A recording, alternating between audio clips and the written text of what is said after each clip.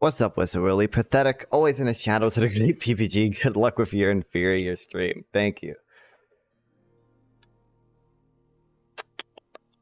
Alright. Oh, thanks for the follow. Sophia Rose, welcome, welcome. Howdy, howdy. Which are my stream VC? Alright, I think all we're gonna do is like literally react to 2 videos today. Because I've already done a lot of work, okay? Thanks Whistle and Willie for the follow. Whistle Willie, you've been here before, just with a different account, right? If I remember correctly.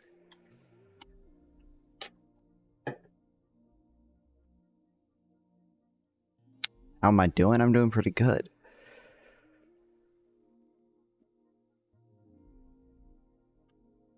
Alright. Got my caffeine. As always. I have a new account every day. Yeah, okay.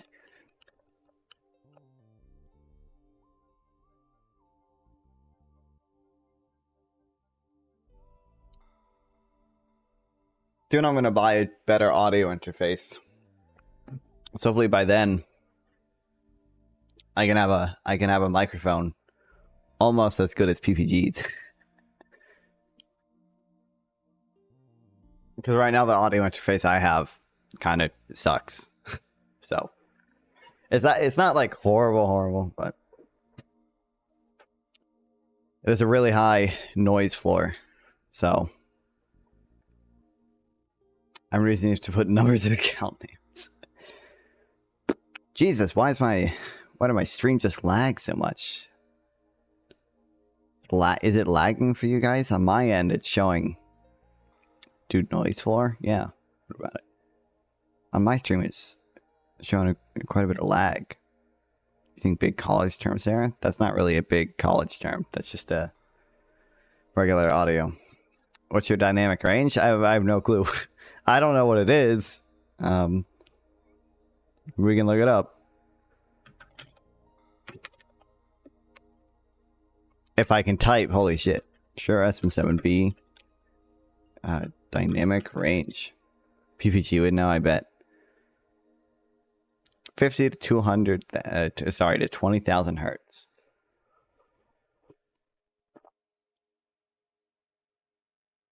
Which is well over what I need as a fucking streamer.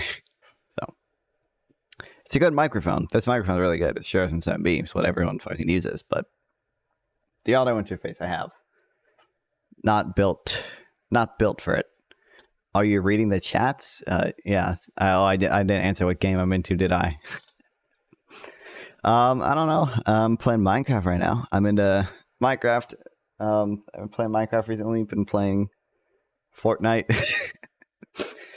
All those meme games. All the meme 12-year-old child games. Obviously. I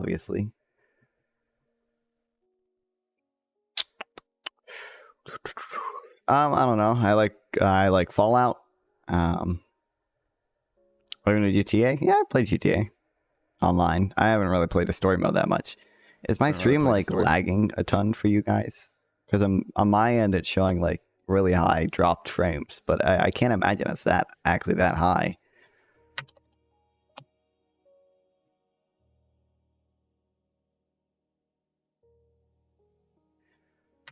It seems fine. It's not too bad. I don't know why it's bad at all. It was fine literally yesterday, so I don't really know what happened.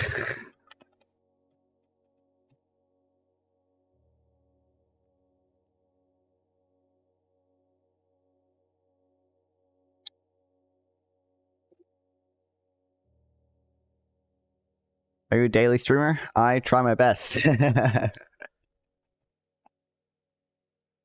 You know, there's that. All right. Fox News commentator. If this wasn't a chill stream, then maybe we would put more effort into it. But I don't think there's much I can do. We're having a nice chill stream. So. Jessica Tarlov yet again handed out free but brutal fact checks to her four MAGA co-hosts about a variety of topics, including the vice president, J.D. Vance, the state of the 2024 election, and so much more, visibly triggering at least two of her co-hosts, and the whole thing was glorious, and we have to talk about it. But before we do, if you end up liking this video and you want to support the channel, please be sure to hit the like, subscribe, and alert bells before you go.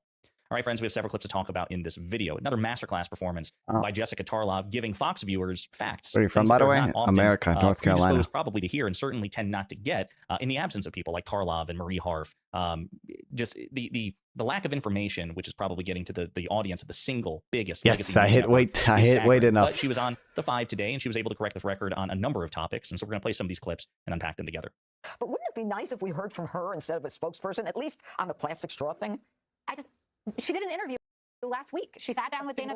Listen, the goalposts could not be moved any further. I understand this is something that aggravates the media because all we want to do is have people accessible to us. Besides streaming, what do you do? Good question. They said, but this would carry a lot more weight if she hadn't just sat down with Dana Bash. She debate prep. If you want to mock her for trying to have sex with a lot of women of her life, that's going to fall on. That takes up most of my time. Kamala Harris is running a campaign that is resonating with the American public. That's just a fact about it. She has moved so far ahead of where Joe Biden was, up 7-8 points in some of these states. She just pulled in $361 million in fundraising in August. That's triple what Trump brought in. And the most exciting part of that is that 1.3 million of those donors are new donors, people who haven't given in this cycle at all. And so let's talk about that for just a second, then we'll get back to Jessica. So she's absolutely correct. I mean, the first month of fundraising was already staggering. $500 million had been raised prior to what about moving to Asheville? The vice president. She took over the campaign. That basically the time that she became the presumptive Democratic nominee. $500 million had been raised. And then in just the month of August alone, $361 million compared to $130 million for Trump. That is a staggering asymmetry, once again putting distance between the two campaigns, because quite frankly, Trump was closing the gap when President Biden was still the Democratic nominee. So she's dominating in the polls in the head-to-head and the swing states. Jesse Waters, can I say something? Is he going to be promoting your graphic design? Nate Silver's predictive model about who is favored to win the election, but just know, in terms of the polls, the vice president is ahead in both swing states and the head-to-head. Back to Jessica. And the stories that people are trying to pin on her, like the Washington Post did this deep dive into the turnover within her office, also citing the fact, by the way, that Mike Pence had 83% turnover in his office if you're using the same standards. But these quotes are ludicrous. Like someone who worked for her said, it's stressful to brief her because she read all the materials and annotated it and prepared to talk through it. God forbid the woman actually read the briefing book. And this all flies in the face of what people had said about her, that she was unprepared, that she was pissed at people for not prepping her. It was all about how she took this so seriously that she took it like a prosecutor would and was like, I'm not just going to do this because you told me to. I'm going to ask you why. And I have not met yet a real live Democrat who says, you know what I'm really mad about?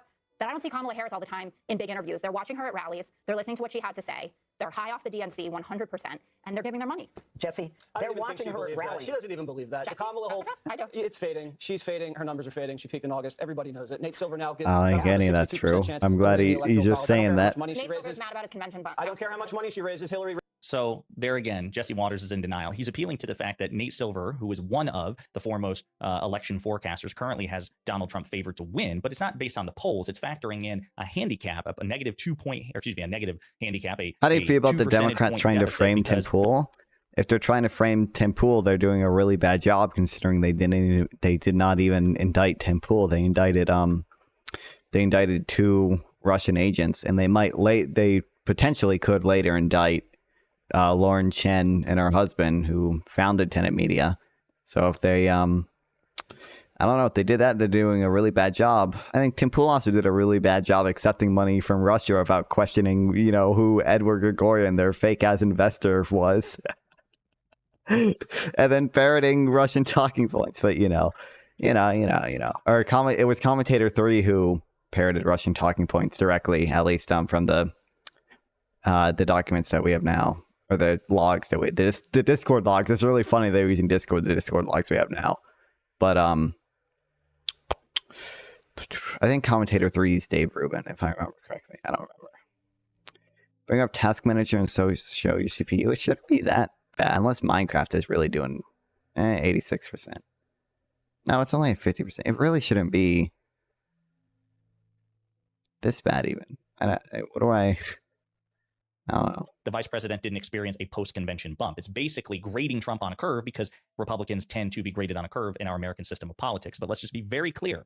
In terms of the aggregate polling, both head-to-head and in swing states, the vice president is still ahead. Now, Donald Trump can still win the election, as I've been saying from the beginning. I know people in my audience don't always like it, but it is true because of those systemic advantages. But 538 has her ahead in aggregate polling, national head-to-head swing states. So does Real Clear Politics. So does Nate Silver himself. It's just his predictive model has her losing at the moment. So food for thought, but she's beating him in polling head-to-head, national, and fundraising as well. So Jessica is correct, and Jesse Waters is just coping. So death penalty for traitors now? Hell yeah, of course, obviously. It is really funny that he said that. Will literally be, actually, I don't know if he said that at it being, well, at the exact same time he was on fucking Russian payroll, but it is fucking hilarious.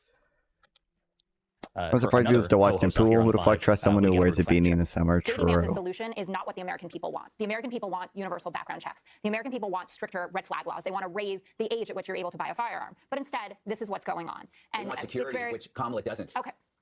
Just put it out there. It's crazy. I even agree with everybody, and yet you still have to disagree. No, I disagree with everything you said about what Americans want. Oh, but that's what it calls. You left out the number one thing, which is hardening soft targets. That's what everybody wants. Is the number one yeah, but the softening in schools that are that open, they're not like city schools in one building. They're basically open targets. You need to have security. Kamala Harris said she didn't feel comfortable having people. So you see how the fact checks trigger Fox again?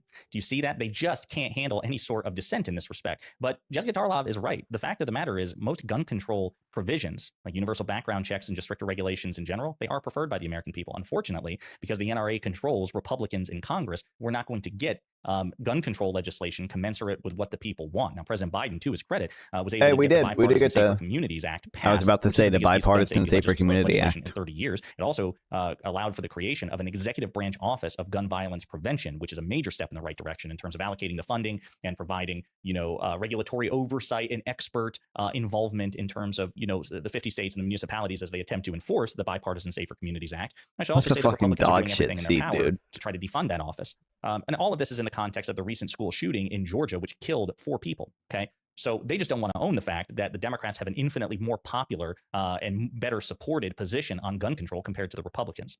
But there's more. Armed people at school. Well, a lot of people, including most of the folks who are actually teachers, don't think that it's their job to know how to use a firearm and that they shouldn't have to be running. That's why you have somebody there. Of course there are some. Look, I'm trying to be reasonable, but that is over because I want to say something about That's reasonable. So the point that Barnacle was making, and I think it was really showcased yesterday. Trump did a press conference and these childcare comments, which we discussed yesterday on the show, but the New York Times and the AP, for instance, ran headlines that were completely unreflective of what he had said. They had, in this term that's floating around now, it's called sane washing it. So they came out with headlines that said, Donald Trump says, no, it's a real thing that's happening where they looked at a stream of consciousness that he said, and they picked out 7 words that actually make sense, and they slammed them together. You mean like with Biden when they cleaned up the transcripts? To try to move the goalposts. This is what I'm saying, and this is what they were commenting on MSNBC.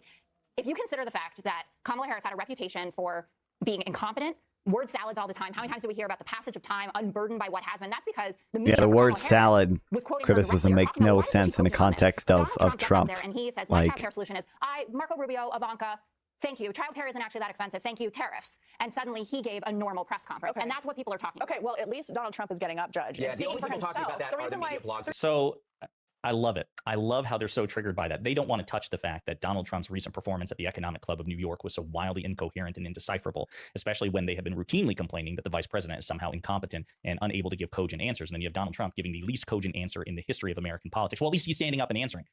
Like it's the participation trophy of answering questions, a calculus they would never, ever make for a Democrat, let alone Vice President Harris in particular. But again, they grade Trump on a curve because they're unprincipled losers who should be relentlessly mocked. But Jessica Tarlov is right. The press goes out of their way to grade Trump on a curve, including the mainstream media, where they look at that incoherent non sequitur and they pick out a bunch of words and just cram them together, a few words rather.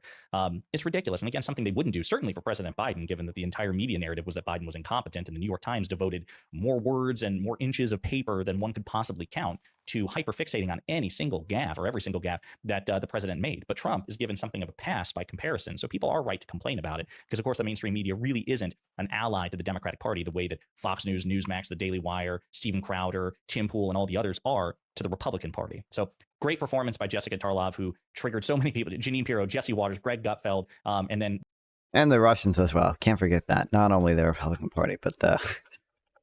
It's not even to the Republican Party. It's to Donald Trump himself. They're the ones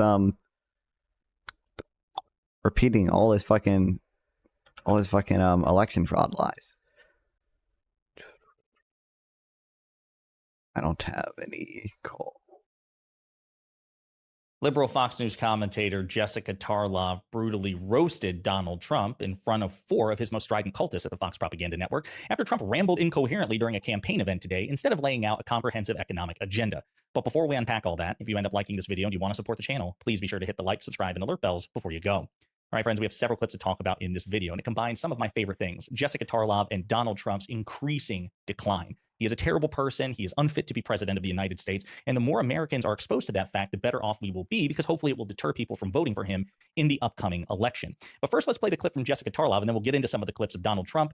Jessica Tarlov here takes a bit of a victory lap because she's had to endure her 4 MAGA co-hosts ranting and raving and demanding infinite minutia from Vice President Kamala Harris with respect to economic policy. And Donald Trump was supposed to deliver that on his end, and he nosedived, and she rubs it in their faces. But today was also about Donald Trump's economic speech, and we watched a lot of it. And I would dare any of you to listen to his answer on childcare and tell me what the hell he was talking about. It was one of the more incoherent things I've ever heard. He thinks tariffs are going to pay for everything. We know that they're a tax on the consumer. But this really highlights a big problem that everyone is saying, well, Trump is so transparent and Trump's out there, and that's all that matters. What matters is the content of what he's saying. And none of it is explainable. This issue, which is a big priority for people, obviously a central plank of what's going on in the Harris campaign, he doesn't have an answer besides tariffs. And JD Vance yesterday was talking about just have grandma and grandpa do more, that's some sort of solution for people. He's going to have energy prices, drill baby drill, even though we're producing more oil than we ever have before. In any other country in history of ever, correct. And tariffs are the only way that we're going to be paying for it. I think tariffs are designed to punish countries who subsidize their products. And no, for oh, holy shit. Look, I know. You know what? I know tariffs. So I just want you to know something, okay? This He is how knows you tariffs. know that they know that everything she said was correct. Think about every time we review the 5, right? The Fox Propaganda Network in action. Greg Gutfeld, Jesse Waters, Janine Pirro, not so much Dana Perino, but Waters and Gutfeld in particular are so quick to heckle and mock and try to bully Tarlov. Here, she is so correct, and it's so undeniable that they're stunned into silence until Greg Gutfeld rallies there at the end and tries to say, well, listen, you know, tariffs are designed to punish specific countries. Well, as every economist in the world will tell you, that's not how it works, because it's ultimately the American consumer who pays the price, quite literally, at the store for tariffs that are imposed on other countries. It worked, and that's how it worked every time a tariff was imposed under the Trump administration when Trump was in office before. So as Jessica Tarlov says, it doesn't matter what the intent is. What matters is the end result, and the end result is predictable. At the end of the day, if Trump levies tariffs, punitive tariffs, I think on every good, every imported good in the United States, it's American consumers who will pay the consequence. And again, when she says, I'd love for you all to explain what the hell he was talking about at the Economic Club of New York, none of them challenge her on it. None of them, not even Dana Perino, right? None of them speak up and say, well, listen, what he said was so coherent. And again, I love the fact how she's exposing that double standard. Donald Trump cannot and has never been able to give substantive policy-oriented answers to questions. It is a lie to pretend otherwise. If you don't believe me, listen to Donald Trump. Listen to him attempt to answer some of these damn questions related to childcare and other things. We're going to play some of these clips and unpack them together, but brace yourselves for maximum cringe. If you win in November, can you commit to prioritizing legislation to make childcare affordable? And if so, what specific piece of legislation will you advance? Well, I would do that, and we're sitting down. You know, I was we had Senator Marco Rubio, and my daughter Ivanka was so impactful on that issue. It's a very important issue. But I think when you talk about the kind of numbers that I'm talking about, that because look, childcare is childcare. It's there's something you have to have. Wow, good one, dude. That's crazy. But when you talk about those numbers compared to the kind of numbers that I'm talking about by taxing foreign nations at levels that they're not used to, but they'll get used to it very quickly. And it's not going to stop them from doing business with us, but they'll have a very substantial tax when they send product into our country.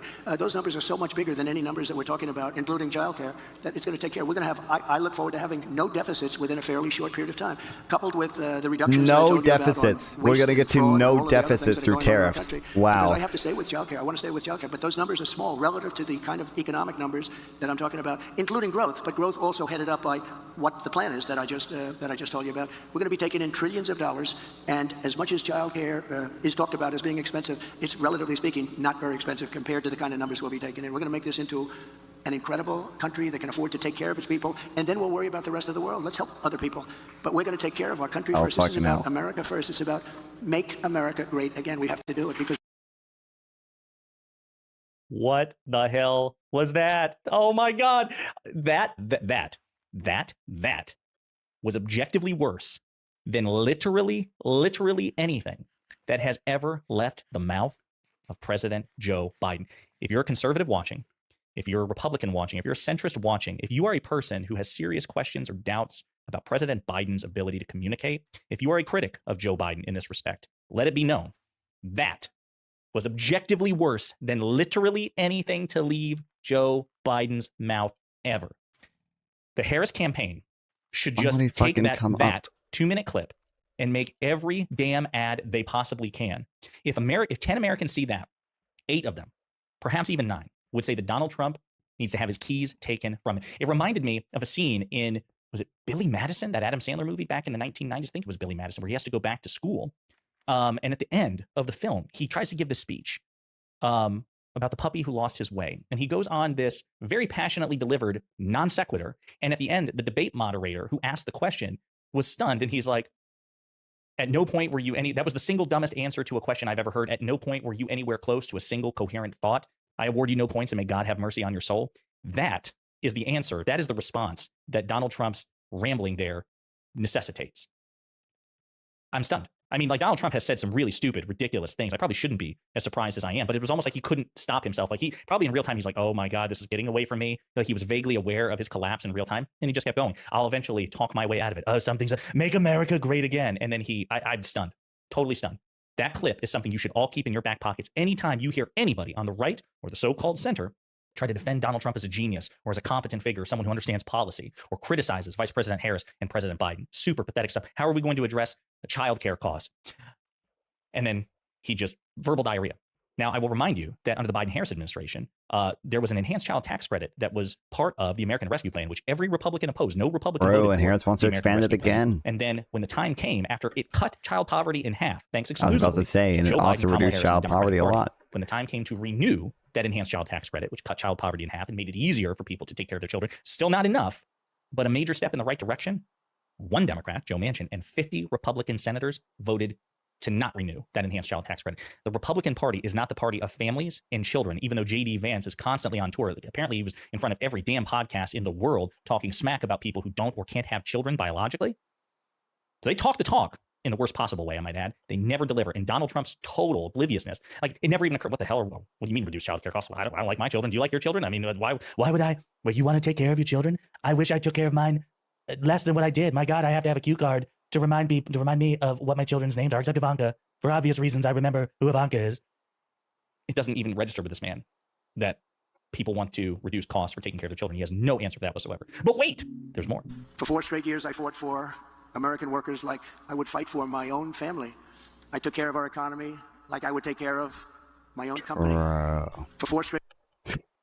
I don't know if you want to be saying that in public. As a reminder, Trump Media and Technology Group, Truth Social, Truth Essential, is just in free fall. Like, it is. I forgot about that, yeah. Plus, he's had so many bankruptcies or whatever. I don't think you want to tell people that you took care of your country like you took care of your companies. Although, again, kind of makes sense given that he inherited, much like, it's actually so beautiful. I mean, it's so beautiful. It's actually totally perfect. Trump's right. He did take care of the country like he took care of his companies because he inherited something really, really good, just as he did in the business sense. He inherited, $100 million from his father, Fred Trump. Likewise, politically, he inherited a recovering economy, a recovering country from President Barack Obama, who had to spend 2 terms digging the country out of the mess left for it by the previous Republican president. And then in 3 years, Trump drove it into the ground and presided over a botched pandemic, which killed 500,000 Americans on his watch and contributed to the deaths of another 500,000 because he allowed the virus to proliferate and didn't do his best efforts to corral the virus. And Biden came in and fixed that shit. Higher real GDP than projected pre-COVID. His company, and that means he should be nowhere near the C-suite or the executive boardroom, and he certainly should be nowhere near the White House as a consequence of that. But absolutely staggering stuff. Folks, again, Jessica Tarlov was right to call it out. The Fox hosts that she was rubbing in the face of were right to keep their mouths shut for as long as possible because there was no salvaging that disastrous performance at the Economic Club of New York by Donald Trump. And that means you and I and everybody else have an obligation to make sure it stays in the news and goes as viral as possible. In the meantime, let me know what you think in the comments.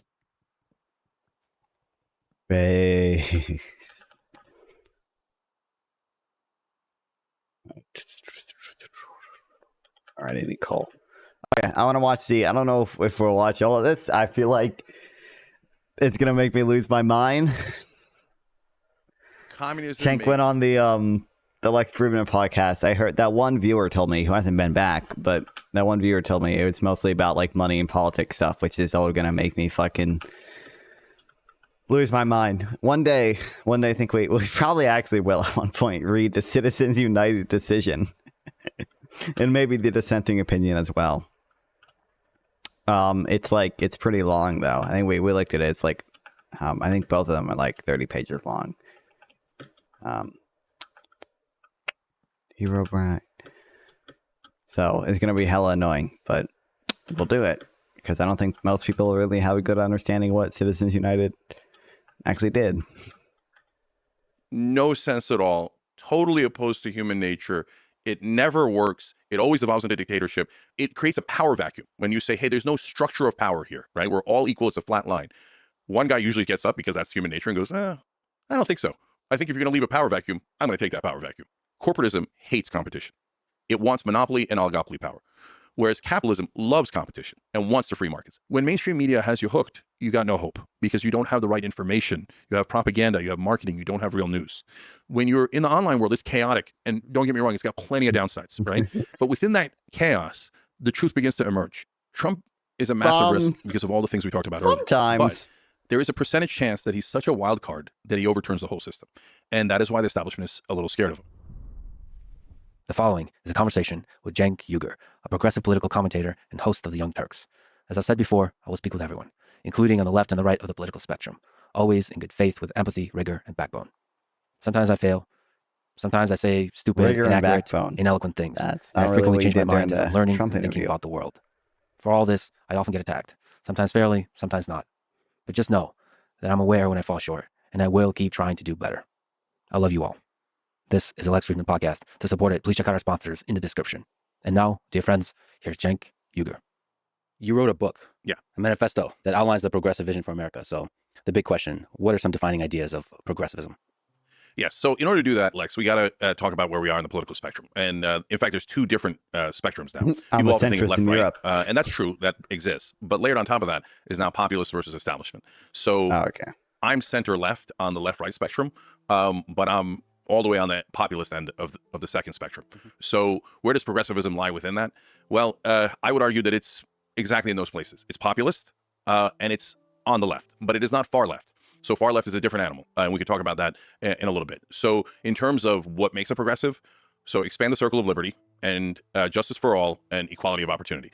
Now people will say, well, that seems pretty broad and all-American, but is it? Think about it. So expand the circle of liberty. Everybody's in favor of that, right? No, absolutely not. So certainly the King of England was not in favor of expanding the circle of liberty, and the Founding Fathers said, we're going to expand it. And they expanded it to propertied white men. And then progressives have been, they're progressives because they expanded the circle of liberty. They then, from then on, as we were perfecting the Union, progressives always say expand it further, include women, include people with... I really liked when we read about that. We didn't finish reading it because it was really long and I was tired. So we should have probably finished reading it at some point.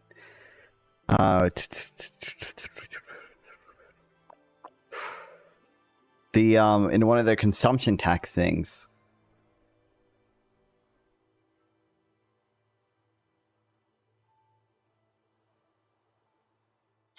which I don't know.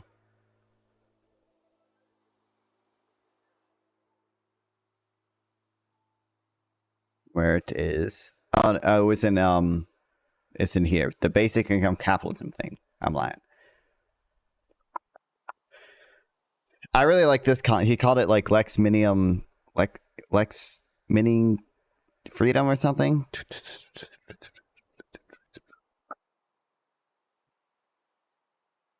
Fuck, I didn't write down the actual term. God damn it. Because I knew I was going to forget. I should, because I know.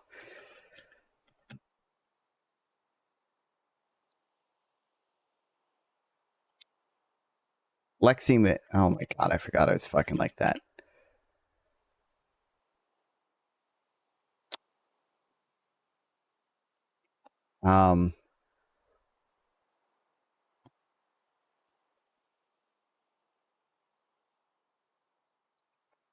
Yeah, I really like the way this laid out a vision for society.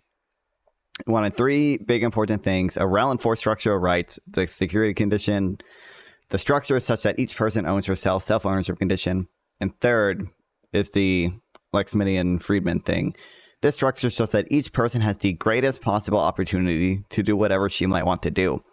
On the third condition, the person with the least opportunities experiences no fewer opportunities than the person with the least opportunities under any other feasible arrangement. I really like this. I really like this stuff. So we should probably keep reading that at some point.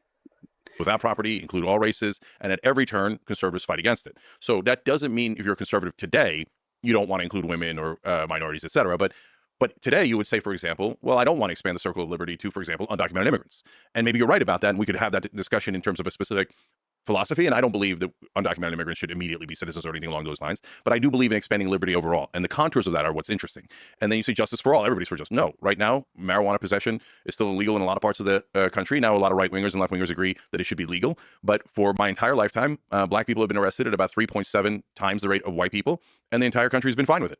So is that justice? No, they smoke. Black people smoke marijuana at the same rate. Black people get arrested about 4 times the rate. That is an injustice that an enormous percentage of the country was comfortable with. Well, progressives aren't comfortable with it. We want justice for all. So the equality of opportunity is an interesting one because the far left will say, so at least some portions of them will say equality of results, right? So progressives just want a fair chance. So free college education, but afterwards, you don't get to have exact same results as either the wealthiest person, or we're not all going to be equal. We don't have equal talent, skills, abilities, etc.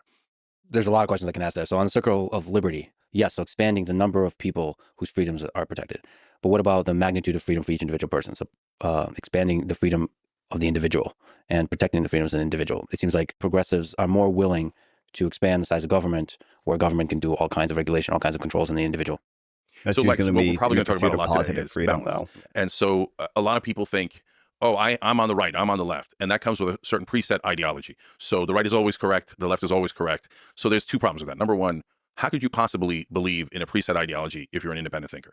It's literally, by definition, not possible. If you say, I lent my brain to an ideology that was created 80 years ago or 8 years ago or 800 years ago, and I'm not going to change it, you're saying, I don't think for myself. I bought into a culture. And by the way, there's a lot of different forms of culture you could buy into: religion, politics, sometimes racial, etc. So that's why you need actually balance. The second reason you need balance, other than independent thought, is because the answer is almost never black and white. And that gets into a really interesting nuance, because mainstream media, in my opinion, is the matrix. And its job is to delude you into thinking corporate rule is great for you and we should never change it and the status quo is wonderful. So they have created a false middle.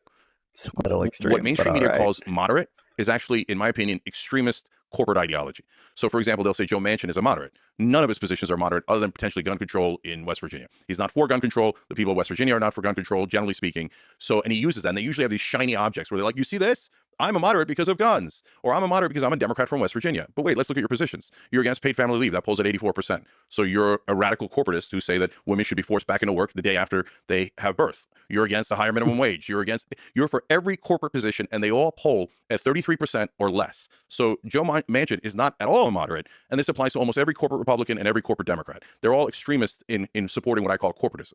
So you have to get to a balance in order to get to the right answer. Really? These are 2 people so you're actually, as far as I understand, pro-capitalism. Yes. Which is an interesting place to be. That's the thing that probably makes you center left and then still populist. You're full of beautiful contradictions, let's say this, which will be great to untangle. But what's the difference between corporatism and capitalism? Is there a difference? So I really believe in capitalism. I don't think that there's really a second choice. Where it gets super interesting is the distinction between capitalism and socialism, because that's not at all as clear as people think it is. And people often say socialism and communism as synonyms when they're not synonyms, right? And so I view it as there's basically 4 distinct areas. It's obviously a spectrum. Everything's a spectrum, right? On one end, you have communism on the left, and on the other end, you have corporatism on the right, okay?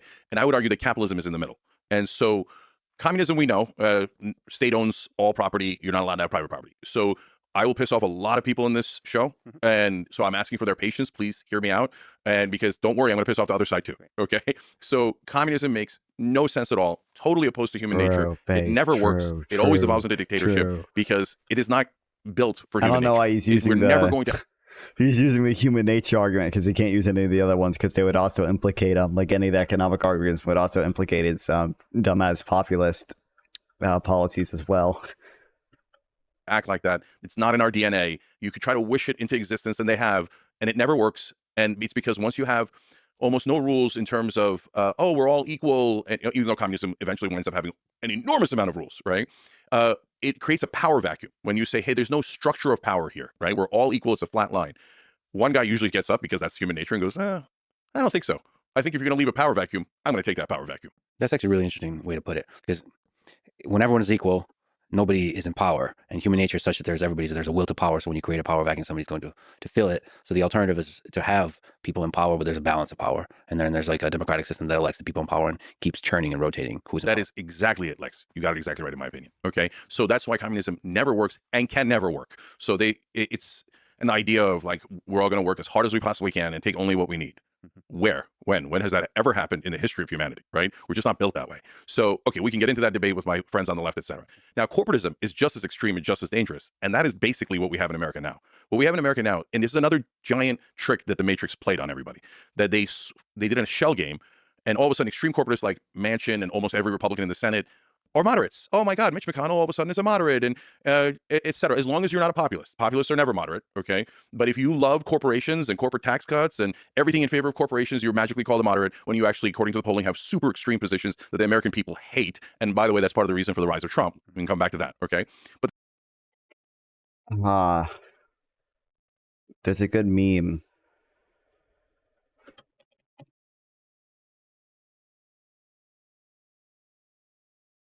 God damn it.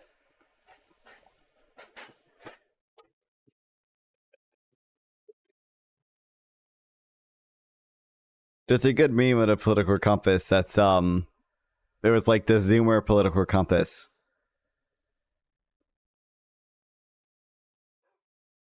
And it has like it's like Donald Trump, Hillary Clinton, Bernie Sanders, and then me, center left in Europe.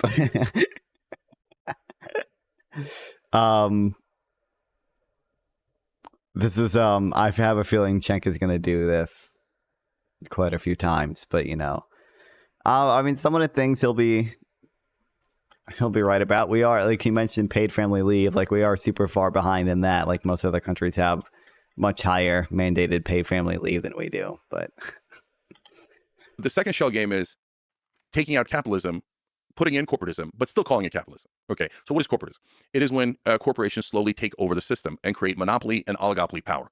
So that snuffs out equality of opportunity.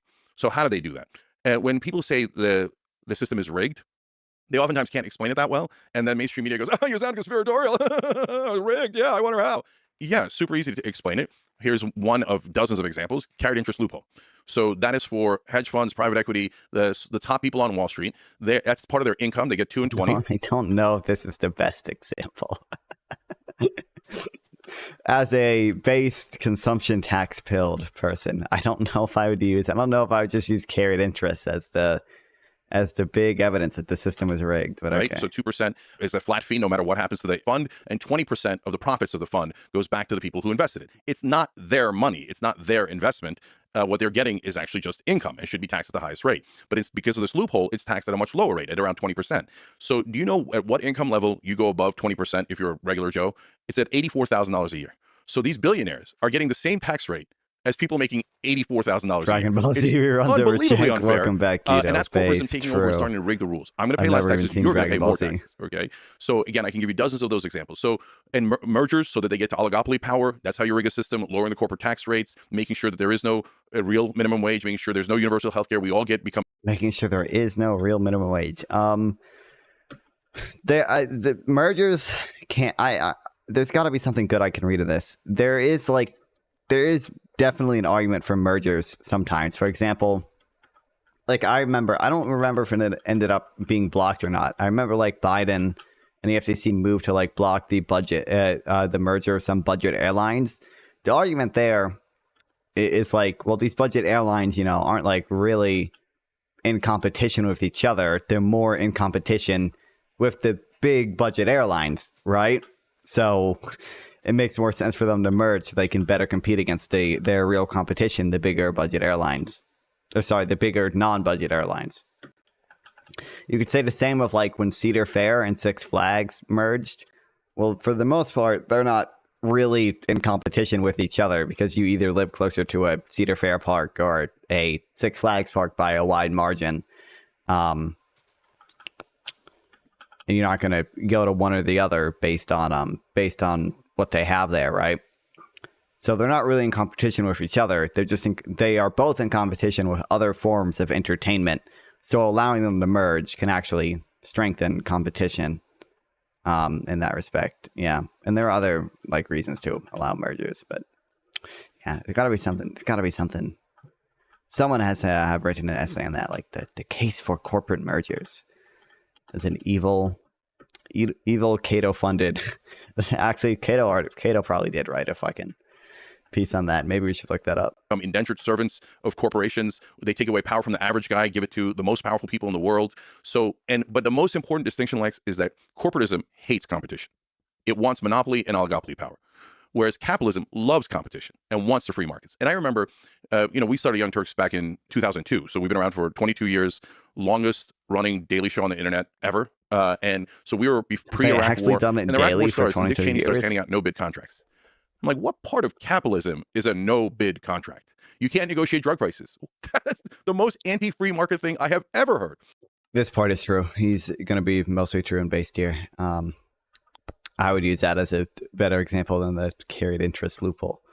But yeah. It's almost like communism for corporations. They get everything, you get nothing, right? So it's preposterous, it's awful, and it kills the free markets, and it's killing this country. And it is the main ideology and religion of the establishment. Are all companies built the same here? So when you say corporatism, it seems like, just looking here at the list of by industry lobbyists, it seems like there are certain industries that are worse offenders than others, like pharmaceuticals, like insurance, oil and gas.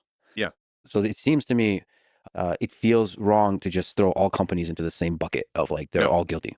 No, they're not all guilty. So let's make a bunch of distinctions here. So first of all, are they quote unquote guilty? No, they're doing something that is logical and natural, right? So if you're a company, do you want to pay higher taxes or lower taxes? Of course you want to pay lower taxes, right? Do you want to have higher employee costs or lower employee costs? Of course you want lower employee costs, right? So, but the government needs to understand that and protect us from that power that they are going to exercise to get to those results. And if you think free markets is there is no government, you read it wrong. Go back and reread Adam Smith. He says you must protect against monopoly power. If you do not protect against monopoly power, you will have no free markets. And he's absolutely right. So second distinction is between small business and big business. That's why Republicans will always be like, oh, we're doing this for small business. That's why we got the biggest oil companies in the world, $30 billion in subsidies. What happened to small business, right? So I run a small business. And so if people were to say like, hey, maybe there should be exemptions for some of the regulations if your company has less than 5 employees, 10 employees, 50 employees, et cetera. There's some logic in that because businesses have different stages of growth and they have different interests and different needs in those stages of growth. And we want to facilitate small business growth because that's great for the economy, that's great for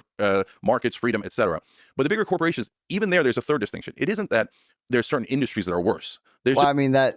Small business, I wouldn't say is intrinsically better for the economy or growth in big business. But okay. Just that there are industries that are better at lobbying. So anyone who, like right now, number one donor in Washington, a lot of people make a mistake. They think it's AIPAC or they think it's the oil companies or the banks. No, it's Big Pharma. Okay. And who has the most power in this country? Big Pharma. So we can't even negotiate the drug prices. I mean, look, guys, think about it this way. That's like saying, okay, here's a bottle of water. And normally in the free market, that would cost about $1, right? And in the for Medicare, the drug companies come in and go, no, I'm not charging $1 for that water. I'm charging $100. And the government has to say, yes, sir. Thank you, sir. Of course, sir. We'll pay $100.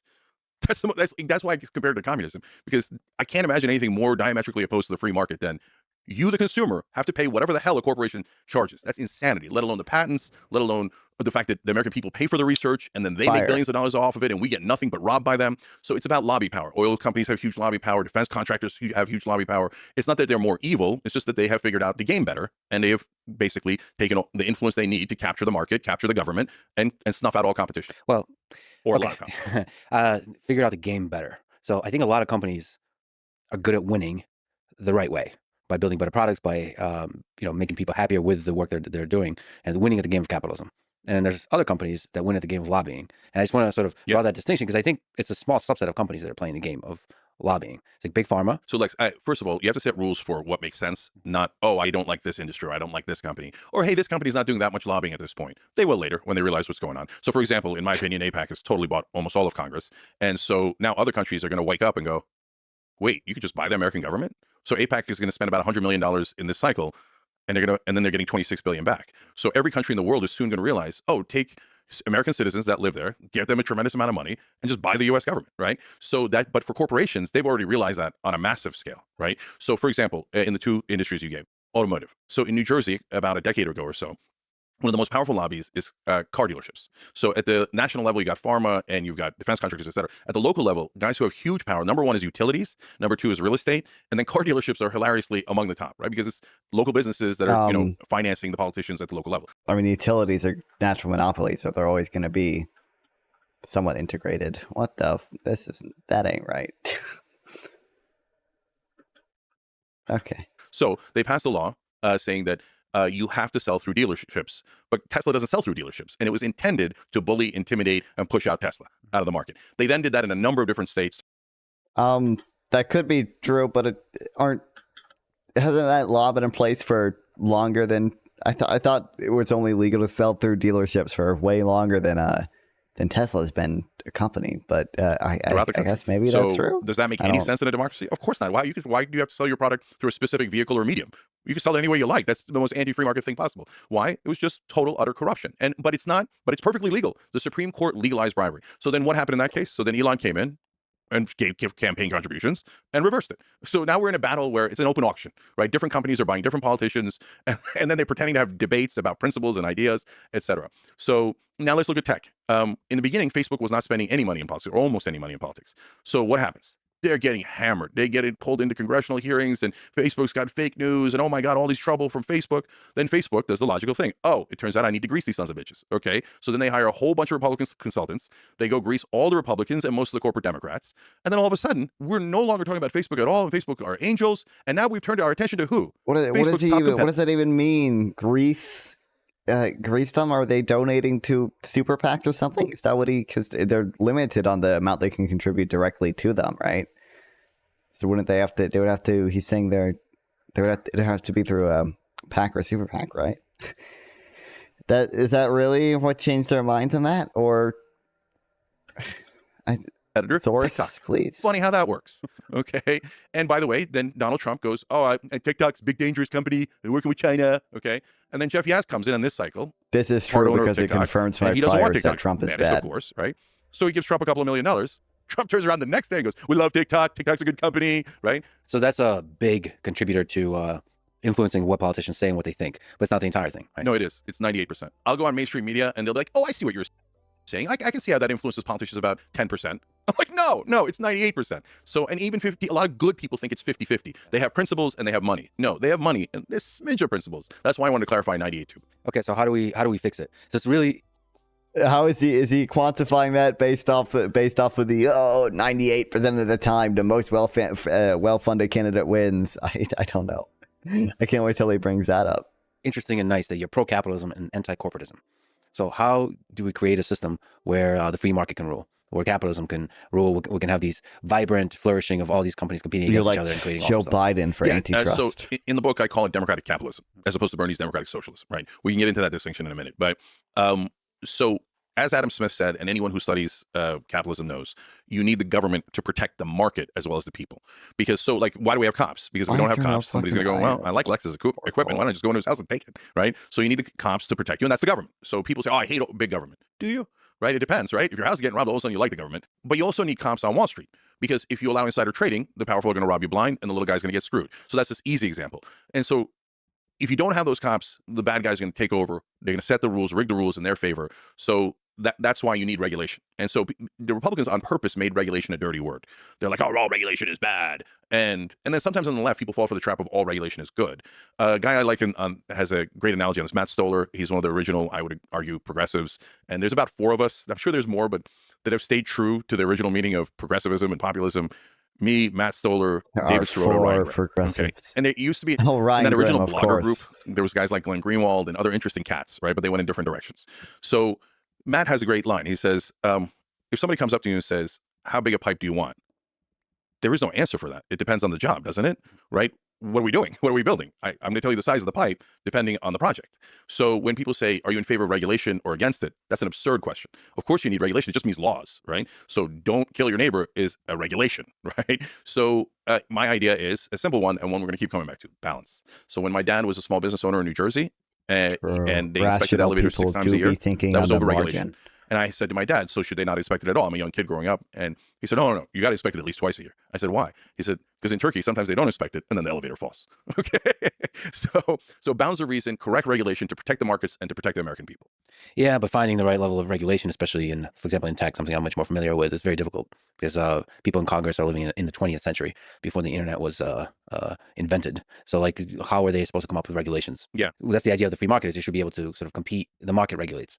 And then the government can step in and protect the market from forming monopolies, for example, which is easier to do. Yeah, but that's a form of regulation. Right. But then there's more checking the elevator twice a year. That's a more sort of specific watching, micromanaging. So, Lex, here's the deal. There's no way around the laws are made by politicians. Okay. Yeah. So you can't give up then and go, oh, it's a bunch of schmucks. I think most politicians are just servants for the donor class. The media makes it sound like they're the best of us. Oh, they deserve a lot of honor and respect and they kiss their ass, etc.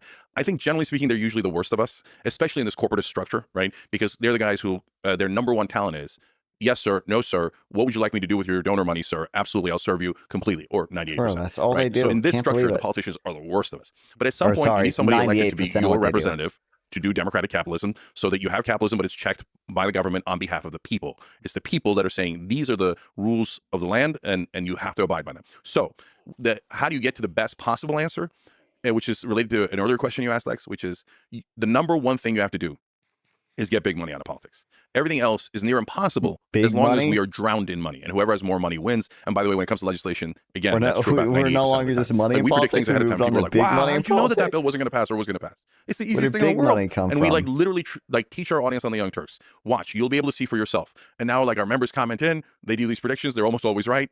Because it's so simple. Follow the money. So if you get big money out of politics, and I can explain how to do that in a sec, then you're at a place where you got your best shot at honest representatives that are going to try their best to get to the right answer. Are they going to get to the right answer out of the gate? Usually not. So they pass a law. There's something wrong with the law. They then fix that part. It's a pendulum. You don't want it to swing too wildly, but you do need a little bit of oscillation in that pendulum to get to the right balance. By the way, I was listening to Joe Biden from when he was 30 years old, the speeches.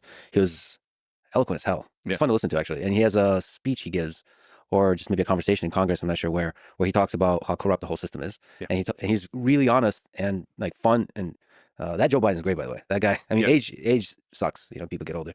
But he was talking quite honestly about having to suck up to all these rich people, and that people he couldn't really suck up to the really rich people.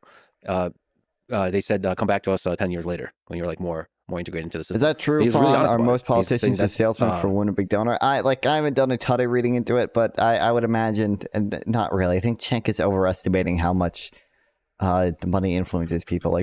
He'll mention he hasn't mentioned it yet, but the statistic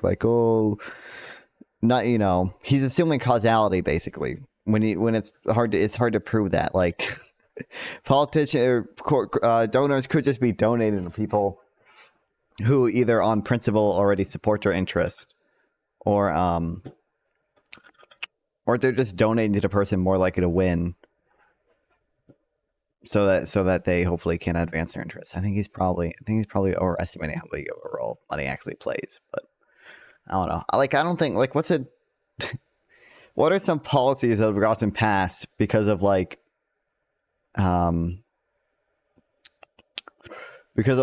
lot of money from lobbying that aren't very popular with the American people? I guess he mentioned paid child leave hasn't gotten passed, potentially because of corporate interest, when that poll is pretty highly. But that's how it is. That's what we have to do, and that really sucks that that's what we have to do.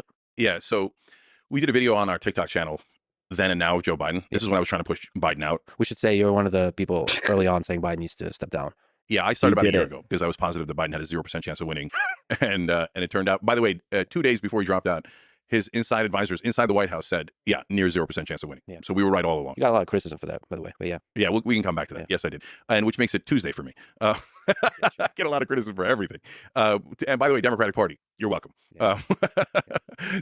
But Biden's a really interesting example. I'm really glad you brought it up. So the video on TikTok was just showing Biden then, Biden now. And you're right, Biden was so dynamic. When you see how dynamic he was, we did side by side, right?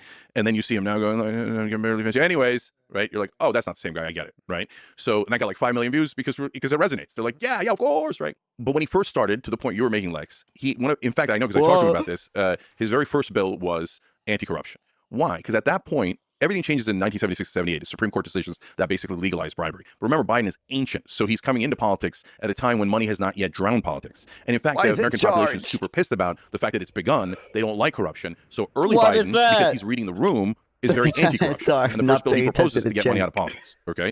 But as Biden goes on for his epic 200-year career in Washington, he starts to get not more conservative, more corporate, because he's just taking more and more money. By the middle of his career, he has a nickname, the senator from MBNA. Okay, MBNA was a credit card company based in Delaware. And the reason he had that nickname is because there isn't anything Joe Biden wouldn't have done for credit card companies and corporations based in Delaware, which are almost all corporations. Okay, so he became the most corporate senator in the country, and hence the most beloved by corporate media. And corporate media has protected him his entire career until about a month ago. So, for example, in the primaries, both in 2020 and 2024, if you said the senator from MBNA, I guarantee you almost no one in the audience has heard of it. If you heard of it, good job. You know politics really well, okay? But the reason you didn't hear of it is because the mainstream media wouldn't say that's outrageous of Joe Biden to be such a corporate stooge. They'd say, that's outrageous of you to point out something that's true and something we reported on earlier, okay? And so they protected him at all costs. Now, finally, when you get to this version of Joe Biden, he can't talk, he can't walk. He bears no resemblance to the young guy who came in saying that money in politics was a problem. Now he's saying money in politics is the solution. And in 2020, he said, well, I can raise more money than Bernie. I can kiss corporate ass better than Bernie. I'm the biggest corporate ass kisser in the world. So I'm going to raise $1 billion and you need to support me. Now, of course, he doesn't say it in those words, but that was a message to the establishment. And Buttigieg, Klobuchar, Obama, Clyburn, everybody goes, oh, that's right. Oh, Biden, not Bernie. I don't know that there's anybody in the country who instinctually dislikes Bernie more than Barack Obama. Fucking hell. Oh, that's an interesting. I'm not taking attention at this moment. Because you mentioned mainstream media. What's the motivation for mainstream media to be corporatist also?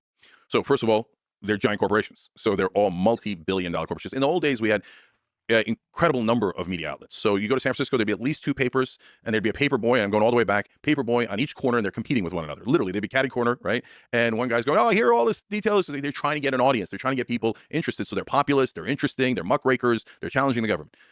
Fast forward to now, or not now, but about a decade ago, 5 years ago, in that ballpark, now there's only 6 giant media corporations left, and it's an oligopoly, right? And they're all multi-billion-dollar corporations. They all want tax cuts. Half of them are also, especially about 20 years ago during the Iraq War, half of them are defense contractors. God, not many so they're just using the news as marketing picture so I could look it up. I don't know if that's true or not. To start wars like the Iraq War, and then GE, which owned MSNBC, makes a tremendous amount of money. So much more money from war than it does from media. That media is a good marketing spend for these corporations. Now, that's part of it, that they themselves want the same exact thing as the rest of corporations do for corporate rule: lower tax cuts, deregulation so they can merge, etc.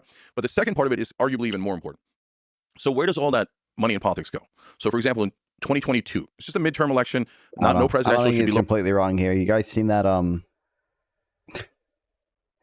a lot of you guys have probably seen it. The local news all saying the same. I don't know why Joe Rogan is the first thing that comes up. But yeah. Hi, I'm Fox San Antonio's Jessica Headley. And I'm Ryan Wolf. Our greatest responsibility. The news site Deadspin recently produced a mashup video that went viral and unsettled many media and sowing distrust with warnings like this. What's worse, if you actually watch Sinclair's programming, you'll see they violate almost everything they warn against. So far, no hearings on the big uranium deal. That's right. That's a Sinclair host promoting the debunked conspiracy theory that Hillary Clinton gave away 20% of America's uranium to Russia. That could involve kickbacks to the Clinton Foundation. Oh, and here's Fire. Do you think they were paid by Russia too? Overspending. A ridiculous $17 billion are spent, okay, on the election cycle. Where does the $17 billion go? Almost all of it goes into corporate media. Mainstream media, television, newspapers, radio. They're buying ads like nuts. So we have a reporter at TYT, David Schuster. He used to work at MSNBC, Fox News, etc. And David once did a piece about money in politics at a local NBC news station. And his editor or GM spiked the story. And David goes into his office and asks him, so why? The story is true. It's a huge part of politics. If we're going to report on this issue, we got to tell you what's actually happening. So he says, David, come here. He puts his arm around his shoulders, takes him to the big newsroom, and he goes, you see all this? Money in politics paid for that. That's really fascinating. So big corporations are giving money to politicians through different channels, and then the politicians are spending that money on mainstream media. And so there's a vicious cycle where it's in the interest of the mainstream media not to criticize the very corporations that are feeding that cycle. It's not actually direct. It's not like corporations are, because I was thinking one of the ways is direct advertisement. Like pharmaceuticals obviously advertise a lot on mainstream media, but there's also indirect, which is like giving the politicians money or super PACs, and the super PACs and spend money on the. That's why mainstream media never talks about the number one factor in politics, which is money. Like we all know, as we talked about earlier, we see it with our own eyes, open auction, any country, any company, anybody that has money, the politicians will now literally say, I am now working for this guy, as Trump says, because he gave me a strong endorsement, which means a lot of money, right? And the press never covers it, almost never, right? So you're telling me you're doing an article on an infrastructure bill or Build Back Better, et cetera, and you're not going to mention the enormous amount of money that every lobbyist spent on that bill? That's absurd. That's 98% of the ballgame. And the reason they hide the ball is because they don't want you to know this whole thing is based on the money that they are receiving.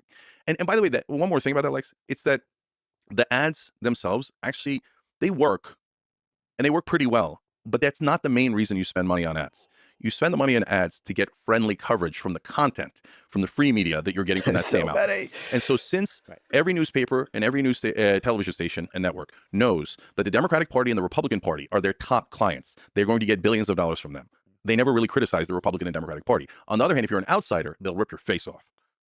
That's also really interesting. So if you're an advertiser, if you're a big pharma and you're advertising, just like the chick when he tried to run for president, even though he's not eligible. The hosts are too afraid. Not like explicitly, just even implicitly. They're self-censoring. They're not going to have any guests that are like controversial anti-big pharma, or they're not going to make any jokes about big pharma. They're not going to make, and that continues and expands. That's really interesting. Yeah. Sometimes it's super direct. When I was a host on MSNBC, I had a company that I was criticizing in my script, and management looked at it. And by the way, I used to go off prompter a lot, and it drove them crazy. Not because I wasn't good at it. I think my ratings went up whenever I went off prompter, but because they couldn't pre-approve the script. Are you paid by the and Russians? What do they want to pre-approve? Hey, are you going to... No, I'm only paid by... I've said this 100 times, guys. I am only paid by AIPAC and by Netanyahu and by the Cato Institute. The Cato Institute pays me to promote capitalism, and the other in Israel pays me to promote, well, Israel. God fucking damn it. I'm so fucked. No. I don't know why there's no coal anywhere. I really need torches. You want to Lex Fridman interview with Trump? Yep, it's I did, yeah. God damn it. I watched about a minute of it because Donald said something untrue about Kamala, and Lex agreed with him about being true. What was it specifically? Yeah, he said, well, Lex didn't offer much pushback to anything Trump said, as usual.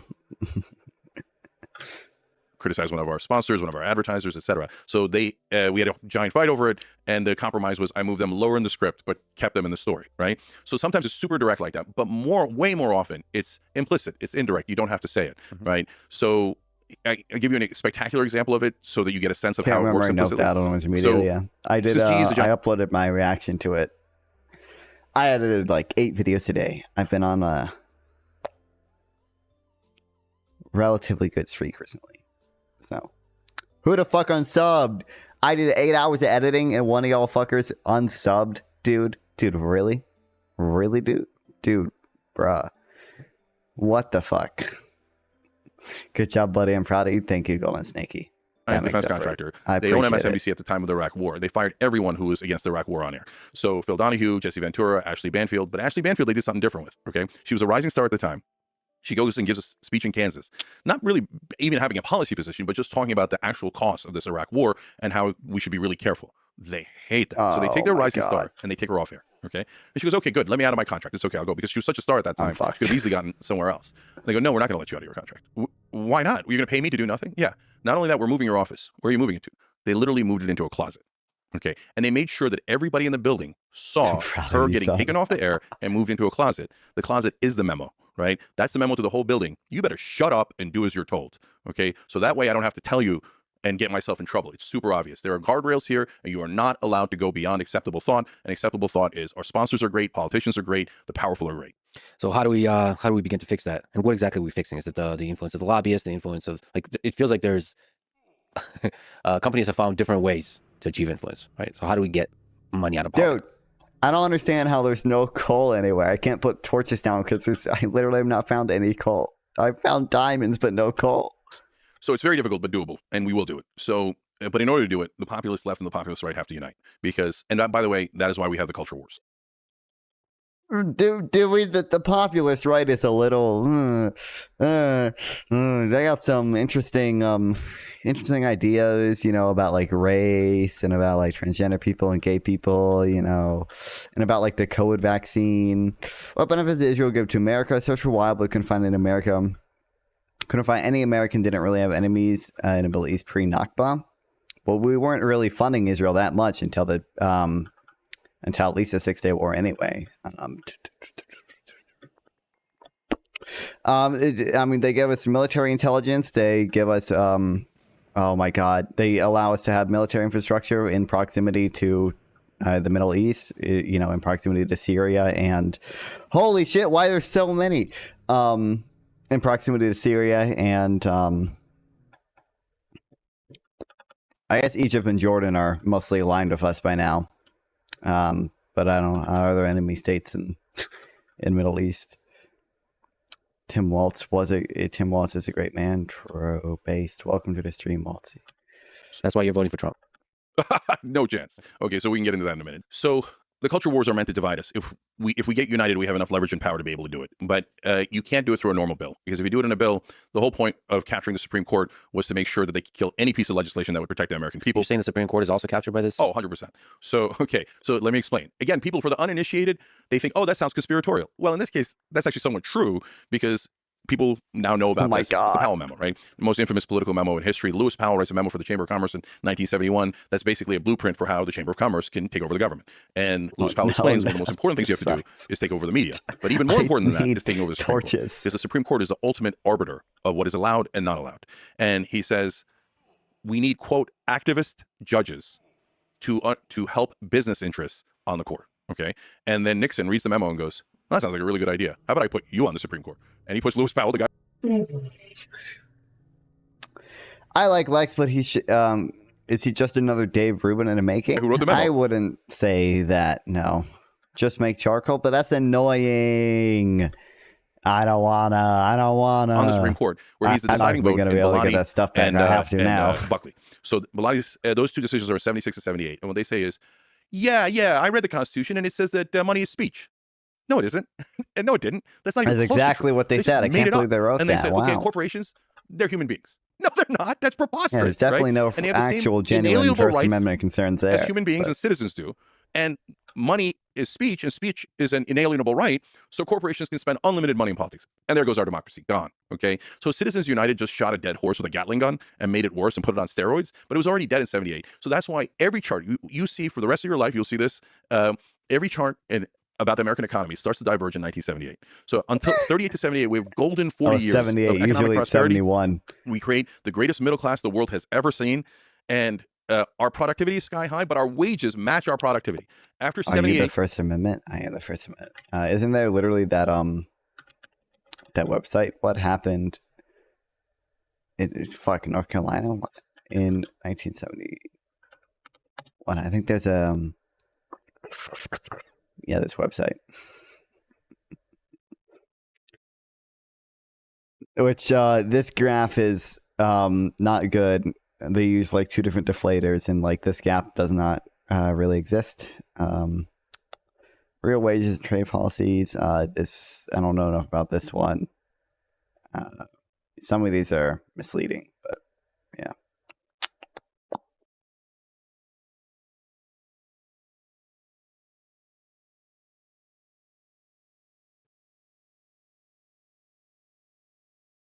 Productivity is still sky high, best in the world. Okay, sometimes people, the American worker's lazy. Not remotely true. We work our ass off. Okay, but wages flatline, and they've been flatlining for about 50 years straight.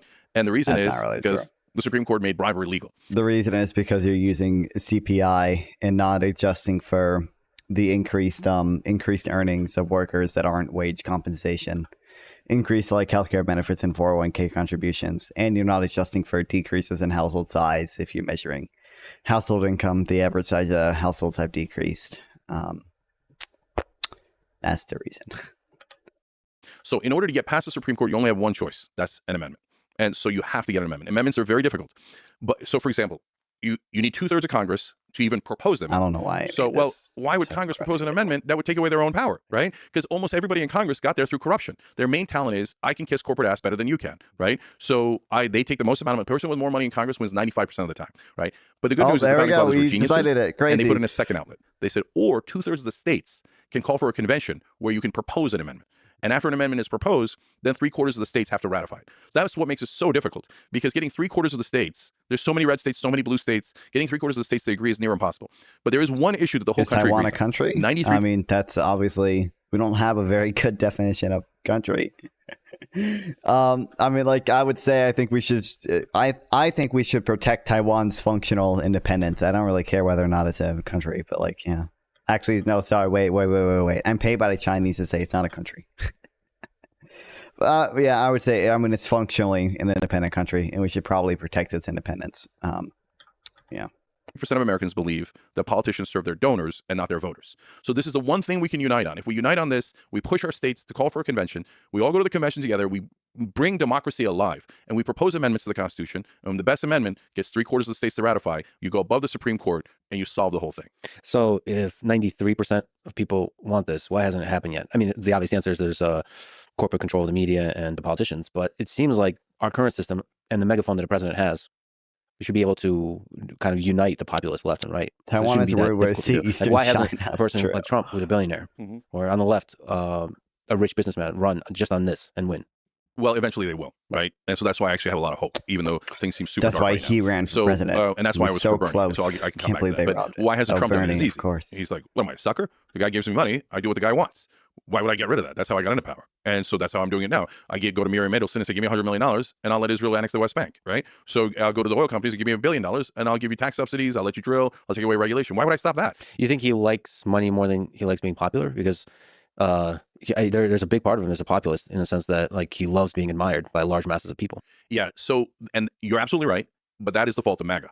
And so MAGA, you're screwing populists in a way that is infuriating, okay? And smart libertarians like Dave Smith have figured this out, and that's why he's just as mad at Trump as I am. Libertarians? And it's because he took a populist movement and he redirected it for his own personal Trump gain. supporters, MAGA, I figure it guess. out. Come on, right? And so if you say, oh, you think Democrats have figured out that these policies... No, they largely haven't figured it out either, and I think there's blue MAGA, and I could talk about that as well. But for those of us on the populist left, yeah, we're not enamored by politicians. And for example, when Bernie does the wrong thing, we call him out. Well, Bernie's not my goddamn uncle.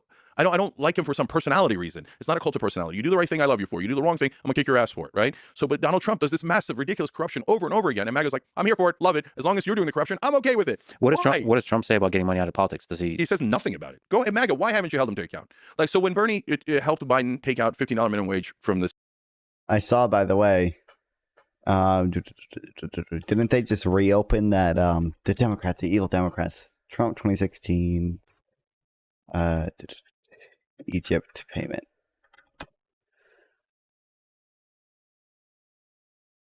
House Democrats after Trump illegally accepted $10 million from Egypt. I think they just started looking back into this. Early 2019, Mueller was preparing to deliver its report on Russian interference. When he closed the office, his team obtained records from Egyptian banking officials. The records revealed a cash withdrawal of nearly $10 million. And I feel like I heard something. Okay. An amount almost identical to what the intelligence indicated from an account tied to the Egyptian General Intelligence Service, the Post reported. The withdrawal occurred in January 2017, 5 days before Trump took office. Months before the handoff, the Post investigation found prosecutors and FBI agents were blocked by top Justice Department officials from obtaining those records. The case ground to a halt by the fall of 2019 as Trump's then Attorney General, William P. Barr, raised doubts about whether there was sufficient evidence to continue to probe. Letter Democrats released Tuesday asked Trump to name the source of any funds he used to repay himself for that forgiven loan, if he did, and to name any individual or entities involved in funding arrangements or transferring money for the original loan to his campaign for its or repayment. Yeah. Senate bill on the first bill that was introduced in the Biden administration. We went nuts. We did a petition. We sent in videos to Bernie, our audience going, don't kill it, Bernie, don't kill it. And so Bernie then reintroduced it as an amendment. It got voted down, but he did the right thing, right? That is us holding our top leader accountable and saying, you better get back on track, okay? Because we're not here for you and your personal self-aggrandizement. We're here for policy, right? And if MAGA was actually here for policy, they would absolutely level Trump on the fact that remember when he ran on Drain the Swamp? That's why he won in 2016, right? I predicted on ABC right after the DNC, and Hillary Clinton was up 10, 12 points, whatever she was, and I said Trump would win, okay? And the whole Bro, I know I said Bedrock is bad, but what is this? What is this? What am I looking at? What is this Minecraft? What is the fuck? What? It's it's just the only one my computer can run, That's gross. That's gross. I don't like it. Okay. Well. By the way, I fixed my fucking Discord, so now I can actually hear people join the channel, and they don't have to say hello 20 times while I don't hear them. Okay, good. Yeah. But Cenk, huh? Cenk, good information guy. Yeah. Dude, he's such look, I have more respect for him than I have for people like Hassan, but he's such a reductionist. Holy shit. Yeah, do you know any? How Have do you you base your entire presence on like, oh, I'm the money and politics guy, and then like get basic facts wrong? It's like crazy. It's Yeah, I like know. he's making Matt Wall, to me at least, he's making claims in this interview that are on the level of Matt Wall saying like millions of children are like trans. I need to do eventually at some point. I'll do like a whole reading of if not the actual Citizens United decision, then like other like essays like arguing for it, because I think a lot of people misrepresent it, and I No. want to have a better understanding of it. So Yeah, definitely TYT. I mean, but again, it's very like, I mean, I don't know, but look up TYT 2014 U.S. oligarchy. Look it up. Oh. Yeah.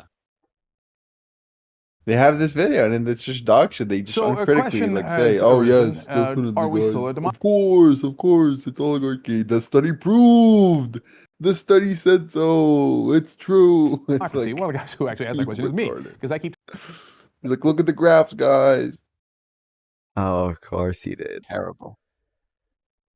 Terrible. I don't know if David. Wait, did David Pacman ever report on it? That would break my heart. Give me a second.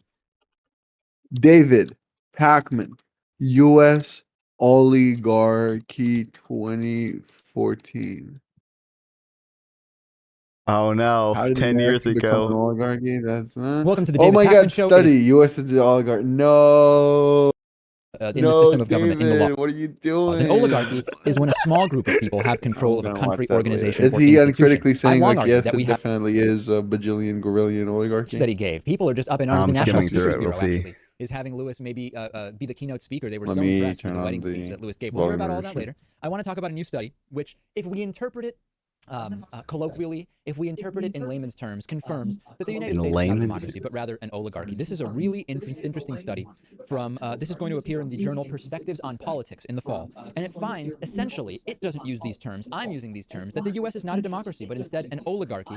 And what are these terms? What do these terms mean? A democracy would be a system of government by the whole population or all the eligible members of a state, typically through elected representatives. In other words, the will of the people. The will of the people is reflected in the system that, in the system of government, in the laws. An oligarchy is when a small group of people have control of a country, David, you're organization, or retarded. institution. Sorry, I've long you are. That's it. It was 10 years ago, man. 10 years ago. Okay. It's got only 8.5K views. So. Oh my God, am I echoing? I think I am. You were a little, but it wasn't that bad for me. It was probably worse for them, actually. Yeah, but. well, no, but terrible, horrible. Yeah, I don't like that. I don't like that at all. I don't like how it breaks my mind. It's just like you literally just need to be able to read a study. You just need to, regression. Oh, I hear regression. I think, R squared and statistical significance. Statistical significance is not that hard to get. Oh, but the R squared is 0.07. Oh, it's terrible. It's terrible. And everyone uncritically reports on it. Terrible. I don't know, but Cenk makes ludicrous claims in this interview. He says like 98% of, I think we talked about it in DMs, right? He said 98% of politicians decide based on like lobbying. Well, he didn't even, I have no clue what he's even sorting for that or sourcing for that. Because he also mentioned like, 95% of the time the most funded candidate wins. But he also keeps saying that, that thing that like 98% of what politicians do is like sucking up to donors. And I don't even know what he's sourcing for that.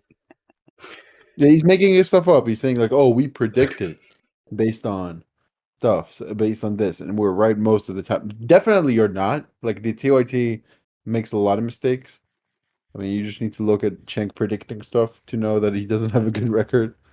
And he does this thing where it's like he's going to predict different things at different times. And then, like, whenever each one of the two possible outcomes happens, he's like, you see, I predicted it. It's like, okay. It's like Austrians and like, there's going to be a recession. Well, it's not like Austrians. Austrians, what they do is they always say there's going to be a recession. And once there is a recession, they predict They it. say they predict, yeah. Yeah. They so predict I don't 200 know. out of the last but 10 I respect recessions. Cenk for being like able to say I'm a capitalist. I respect progressives who can say that, because then it shows me that not all their thinking is like, left equals good.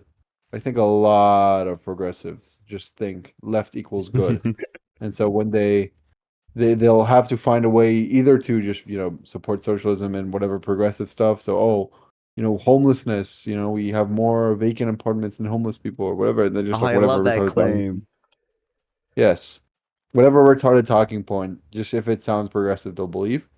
But Cenk seems more like just a reductionist on the issue that like money in politics, and it's a populist cause and whatever, blah blah blah. But some people will be like, some people it's more sophisticated. They'll be like, left equals good, but like socialism is bad. So I have to find a way to call myself socialist that isn't like actual socialist.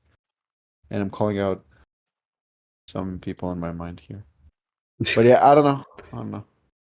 You watched the Trump interview, right? Did you watch the scalping debate? Did you watch it? Nope. I gotta do Don't that watch at it. some point. Do not. It's a waste of time. It's a waste of time. But bro, the Destiny graphs. Fuck me. I Yeah, swear that to was. God, someone showed it to me. I saw it live. Someone DM'd me and told me like, bro, open stream. You're gonna kill yourself. And I saw it. I was like screaming in like DMs. I was like screaming all caps, retard. How can you say this? Even like subtle stuff. He's saying like, oh, government like subsidizes demand, so it moves up.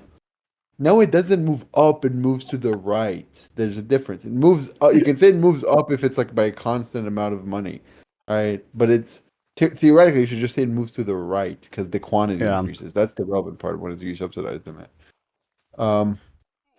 It was different. It was like it wasn't subsidized per consumer, like per specific amount. He was talking about like some stuff where it doesn't make sense to say up. If you're giving each consumer like $10 like a discount, then yeah, that's like moving up. But whatever, you know that. But God, He did get. I'm what pretty a sure he terrible did thing. actually do the I don't know, like in my macro class, they were really strict that like if you say like the price goes up, you can't say demand decreases. You have to say the quantity demanded decreased because the whole demand curve doesn't shift. It's just that the quantity demanded shifts, or it doesn't shift. The quantity demanded moves. He did at least do that. But then I had my micro exam today. Well, it was just an econ one. It was micro and macro. It was fun. I think I got everything right. I think I got it right. Like I don't know. I need to see what people. Wait, did anyone answer me in chat? No, no one answered me. But yeah, I think I got everything. Yeah, because you're a nerd. Yeah. I am a nerd. I'm a nerd. I swear to God, I just like this entire week I was like, just solving, either macro ISLM. Like all of macro was just the ISLM model. So that wasn't bad. But wait, do you know enough about the ISLM stuff, shenanigans? It wasn't taught in my macro class, but I did watch a Paul Krugman video on it. Quite frankly, all I remember is that one line has the zero lower bound. But I don't remember much else. Are you talking about like the IS? What do you mean zero lower bound? The zero, doesn't one of them flatten out? The lendings or the investment savings? I don't even remember which one it was in. But I thought one of them leveled out like three graphs. at zero. One of them is like the lending says, the supply of money over price. The other one is the ISLM, the intersection of the ISLM and LM curve. And the other one is, aggregate supply and aggregate demand. Let me see what graph. Oh, it might be a different graph. Show me the graph. I'm looking at your stream. Yeah, Whatever so this makes sense. This graph makes sense. Okay, this is. We're taking into account the fact that lower bound. Oh, okay, wait. So can you zoom in on the graph? Okay, I can't read. It's too small. I don't even. Oh, why the fuck is Minecraft still?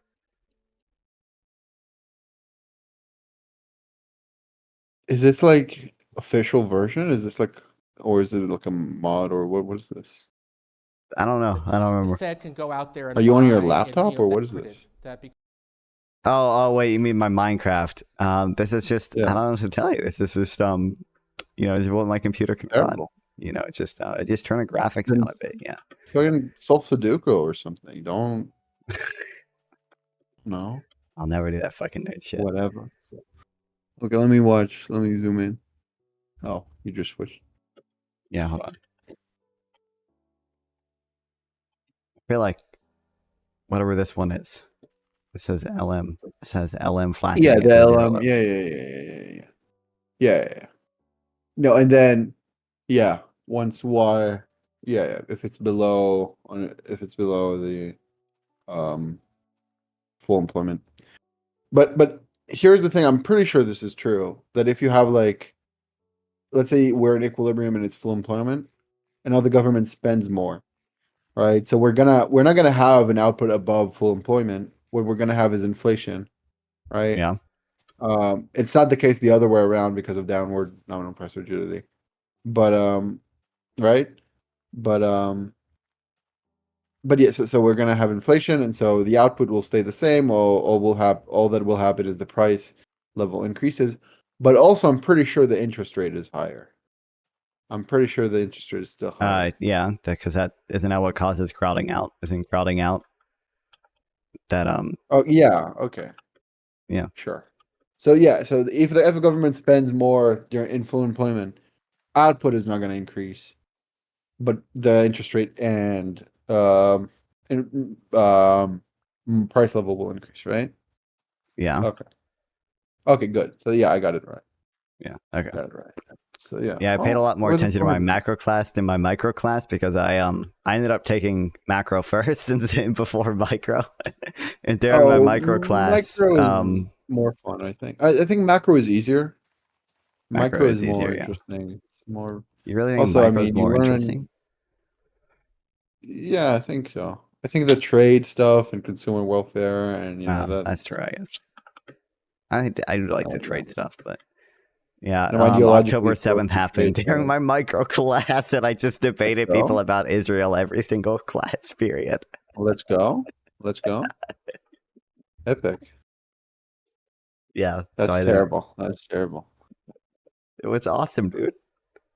We had I did a lot of exams to practice for this exam that I had today, and some questions were funny. Some of them were like one question was particularly funny. They were like, there's a country called Macro America. It's supposed to be like America, but macro.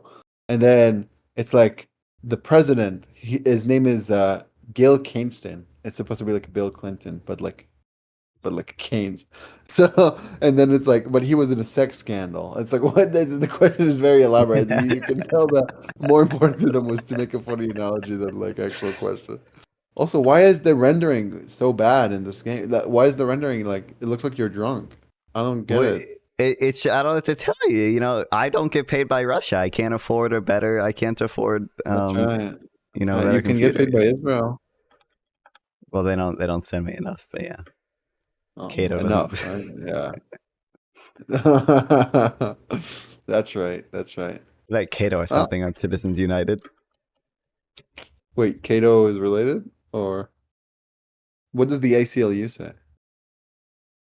Well, the ACLU is probably they're a libtard. They are libtarded, but Citizens United misunderstood. Oh, is it pretty short? The case against constitutional amendment seeking to overturn Citizens United. Let's go. Oh, they have a whole ass PDF. 20 pages. Nice. Show me TYT having anything like this. Never. I haven't seen one reading stream from Cenk. But yeah, I don't know enough about Citizens United. Like I know the basics.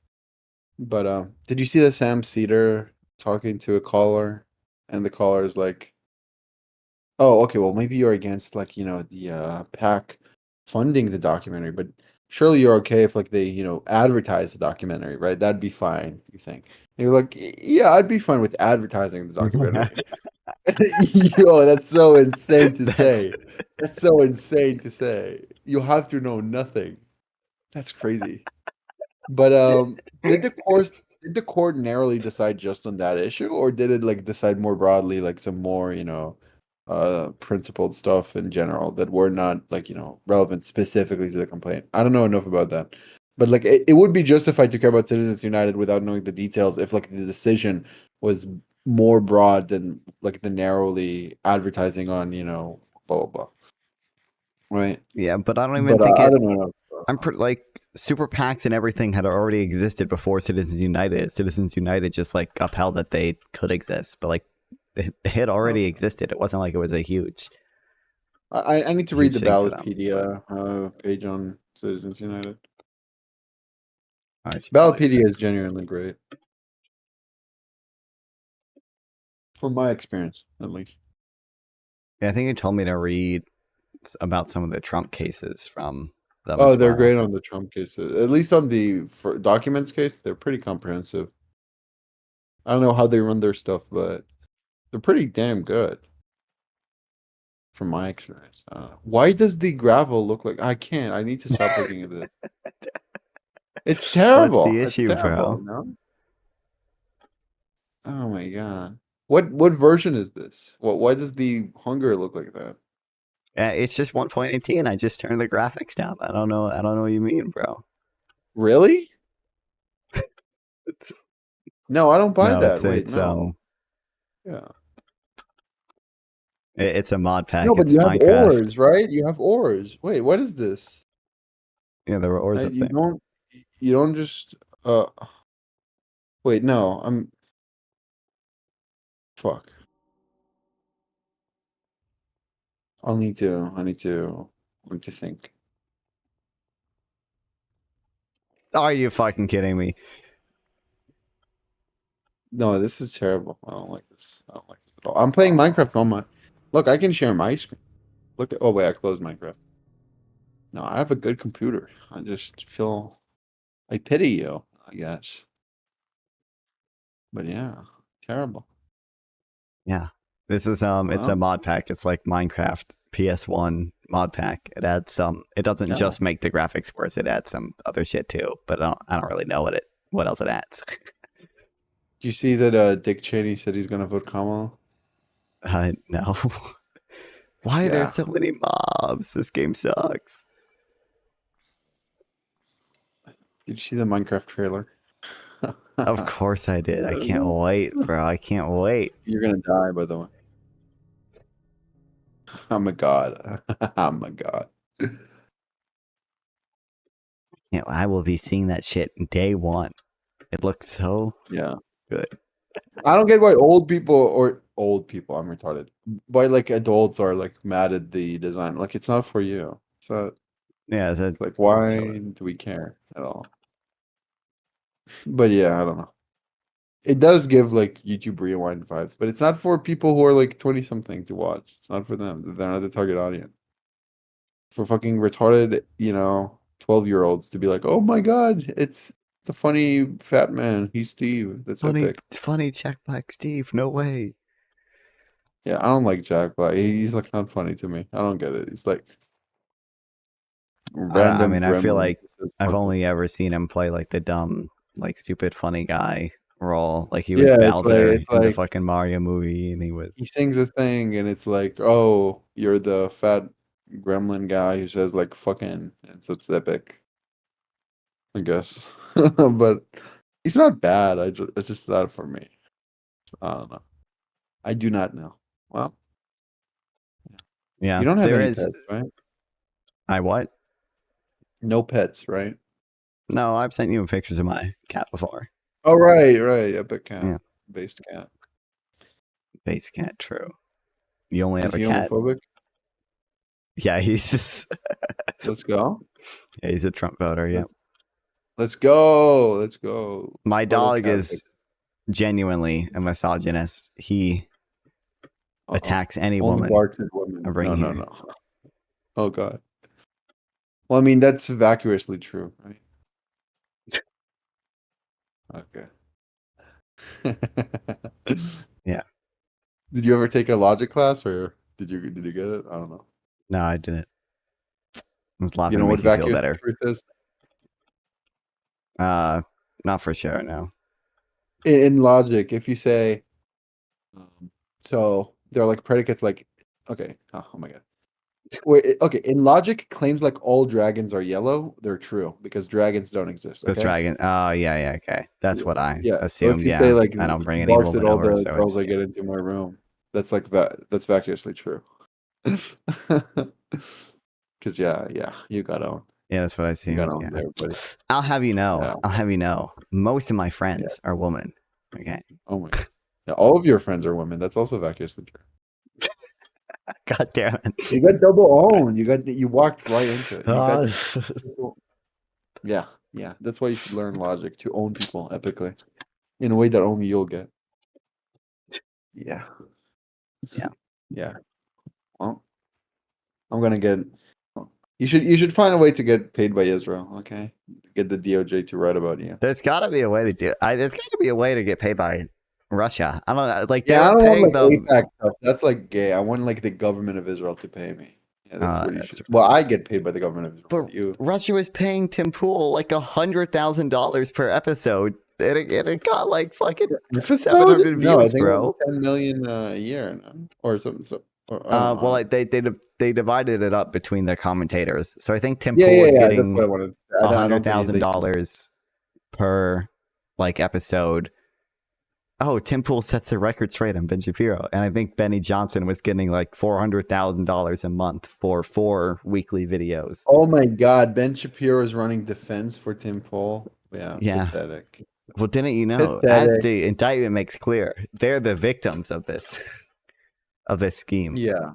Even if they're the victims, they're just useful retards. Yeah, That's I don't so like. annoying. Best case scenario, they are so retarded that Russia was willing to pay them. Bro, if a Democrat did this, I know, bro. Oh my God, if a Democrat did this, it's so terrible. I fucking hate Shapiro. I don't know how I ever had a modicum of respect for that hack. Oh my God. And he just lies. He brazenly lies. The facts guy. It's so pathetic. Getting mad. He's just grading Trump on a curve, bro. They're terrible. Terrible guy. Terrible guy. Horrible. I'd own him at a debate, okay? I think the indictment like lays out like a fake investor contacted like all the commentators. Yeah, Edward Gregorian or whatever the fuck. Yeah, Gregorian. Yeah, and they could like none of them did like any research except for I think it was commentator 2, who I think is Benny Johnson if I remember correctly.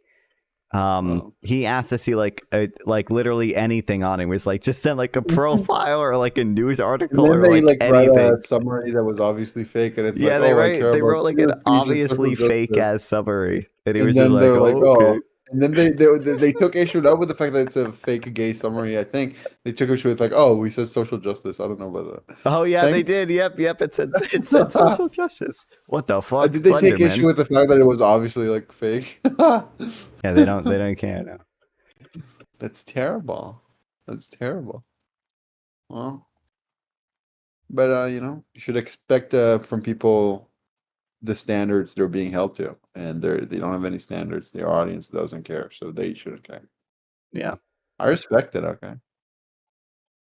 I think it's really funny. I think I sent you one of the things I found funny.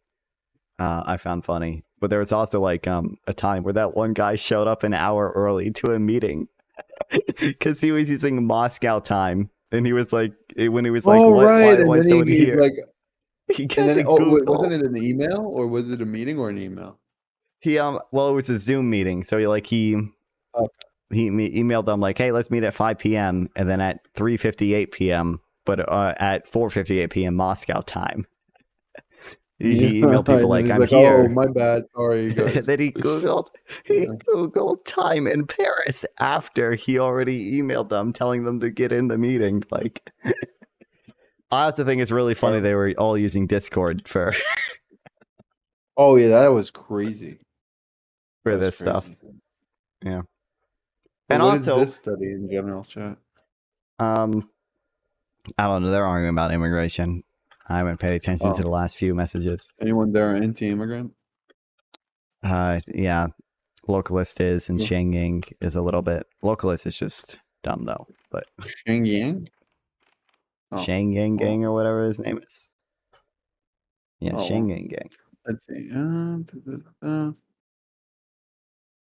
He's a relatively known Twitch politics chatter. Is he anti-immigrant? Are people defending the idea that immigrants commit more crime? Well, not that specifically, but they're defending like, oh, it's a dumb way to look at it because the crime rate in America is kept up by places like Detroit, and sometimes they adjust. In low socioeconomic status immigrants commit more crime than high socioeconomic status Native Americans. So we need the claim to be. We need the facts to be. All immigrants commit less crime than all types of U.S. citizens. Yeah, I don't really get what they're trying to argue. But I mean, it's just very simple. What's annoying is that immigrants on average commit less crime by the crime rate, and so if you deport a lot of illegal immigrants or whoever, it actually then gets your crime rate will increase. That's the claim. That's why it's relevant. Any other? No one. Yeah, that's just it. Unless you're planning to deport Detroit, I don't see how that's relevant. When will Biden get the balls to deport deport Detroit? Yeah. Oh, I don't know if you were in my chat when I was doing this, yelling at these people. There was like someone who like came into my chat and was like, the real unemployment rate is 42%.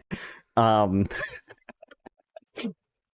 Democrats are lying about what was the bajillion percent? The unemployment rate is 42%. Under who? Right now? Right now, yeah. Oh, yeah, because that's it. Let me guess. That's the what's the term? Something population ratio. Like how many percent of all he literally the way he got at this number, I don't think he was citing any source. He just got this number from literally taking everyone in America who is unemployed. So that includes children. Or sorry, not unemployed, doesn't have a job. Like that includes children, ratio. that includes retirees, that includes That's it. The employment ratio. That's a retarded. Like, you only cite this metric if you're a retard who doesn't know anything. Yeah, no, it's wild. Here, Fred. Let me look. And then Fred employment.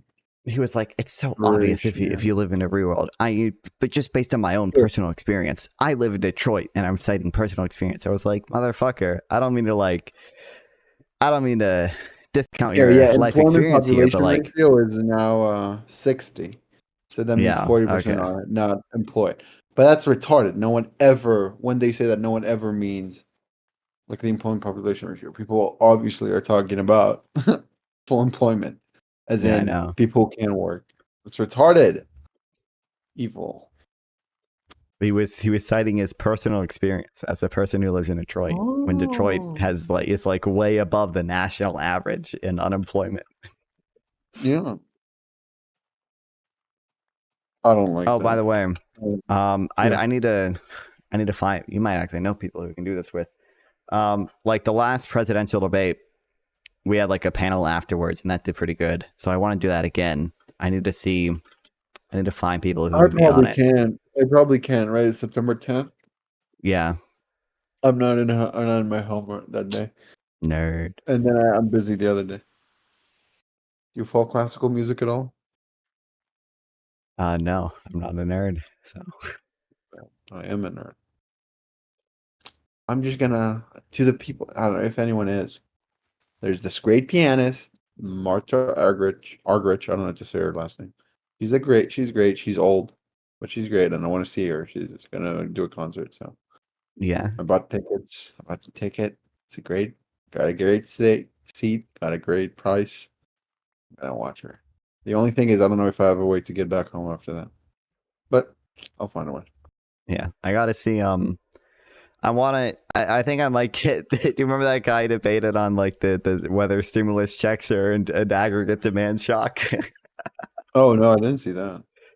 Yes, I sent it to you, and you also sent it in the 3 walks. It's the 3 wonk server. That video. The bald guy who was it was critically thinking veteran was his name. Oh yeah, and I was like, do stimulus checks increase? I had to stop watching TV. I cannot listen to him for long. He's retarded. He's like negative. Maybe I might have you talked to him before? No, luckily. Oh, okay.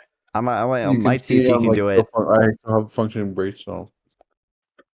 and I might see if Sound Soul can do it as well. I know they've talked before too, so. Oh no. Yeah. But I gotta find more conservatives. No, but he's epic. Okay, CTV is epic. He's I don't like him, but yeah. No, but Yeah. I bought great tickets. I was thinking maybe Oh I yeah. should scalp for the memes. But She's not is she Israeli or is she? no. She's Jewish Argentine. Oh But yeah, well. I think she's Jewish. I mean, she's definitely Argentine. But yeah, I don't know. Well, Great pianist. She's was great. she born in Israel? No, Argentina. Ah, Pretty so sure. she's supporting the Israeli apartheid state, and you're not That's even. right. That's right. You're not even boycotting her. Can't believe it. Almost all classical musicians are either like Israel shills or Russia shills. It's crazy. No, swear to God, swear to God. There's a pianist I like, Dennis. Fuck, give me a second. Dennis Matsuev. This Dennis Matsuev. He's a great pianist, but he's called Putin's pianist because he's like like every vocally, in favor. Also, there's this Anna. Fuck, what's her name? No, Lysista, whatever. She's also like pro-war. It's like all these people are evil. She did like a concert in Crimea. It's like people are evil, but they play good music, I guess. Is But yeah, Russia here paying a Marta bunch of Russia Argerich. and Israel must both be paying classical musicians. Well, I mean, there are Ukrainian pianists. They're good, but there's also a piece I like. But yeah, here, I'm pretty sure she's Jewish. Yeah, Jewish, and Argentinian. So she's epic. She was born in Buenos Aires. She's epic. Okay, she's great. She's old. She was born 1941. Okay, she's 83. And I want to see her. So that's it. I was talking to a friend like a few years ago, and he was like, "Yeah, I saw her in the Philharmonic," and I was like, "Whoa, she was in Israel," and he was like, "Yeah, it's probably gonna be her last tour," and I was like, "No, I missed her. I'm never gonna see her ever." But now she's doing a tour, and I'm like, "Yes, I'll be able to see her before she dies. Let's go." That's so epic. But yeah, well, Yeah, I don't I know. hope. What type of music do you like? Were you ever in a concert, or is it all scalped by evil? Yeah, it's Scalping. Scott. I don't think I've never been to a. I don't think I've ever been to a full on concert or anything other than like fucking local like live music like festival shit. But Uh-huh. It's a lot of like like Midwest like emo, That's fine. big That's bass. That's bass.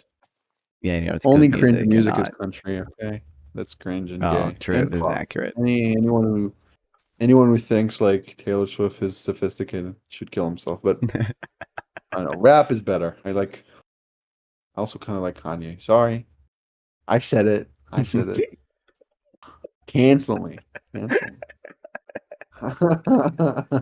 Dude, those videos of him with the net and the bottle of Yahoo and him him talking about Netanyahu. Those are fucking gold, man. Like but then he was asked about Israel. And he's like, I don't care. It's like, what? You were the schizo guy. I'm like, well, I don't know what's up with. He is actually schizo. He's fucking like bipolar on like his dentist's like laughing gas supply. So like, yeah. So that's why he's. I don't like him as a person. I just like his music. It's great. But yeah, I don't know. Well. So you have in your notion something about money and politics, right? Well, I just I linked that I linked the Ballotpedia thing and I linked the Cato Institute Citizens United thing just so I can read them later. There's this study. Did I send it to you? Is that well, I don't know if I talked to you about it. Wait, let me check our DMs. Give me a second. Message. Dude, you should watch the Egon documentary. What are you doing with your life? The Don't Egon you know about documentary? The what? Egon Chalokian. Do you not follow the Destiny Schizo arc? But that's the fucking AI generated dude, isn't it? Yes, Yeah. yes. That's 8 hours of AI slop. It's crazy. It's That'd so be a funny. killer stream. Wait, when did you send me the Cenk interview? We talked about it, I remember, but maybe I was talking with the Romanian liberal. It's another guy. No, yeah, we didn't talk about the Cenk interview, it looks like. Well, so you should also check this out, okay? This also breaks people's minds. Give me a second, let me open this study.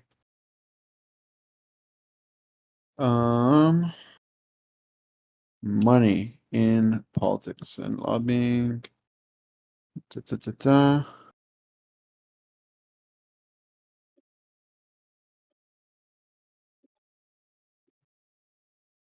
Here, this study.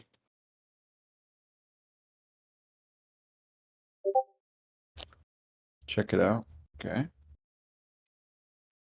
Yeah. This breaks people's Corporate minds. political activity, public uncertainty, and firm outcomes, and meta-analysis.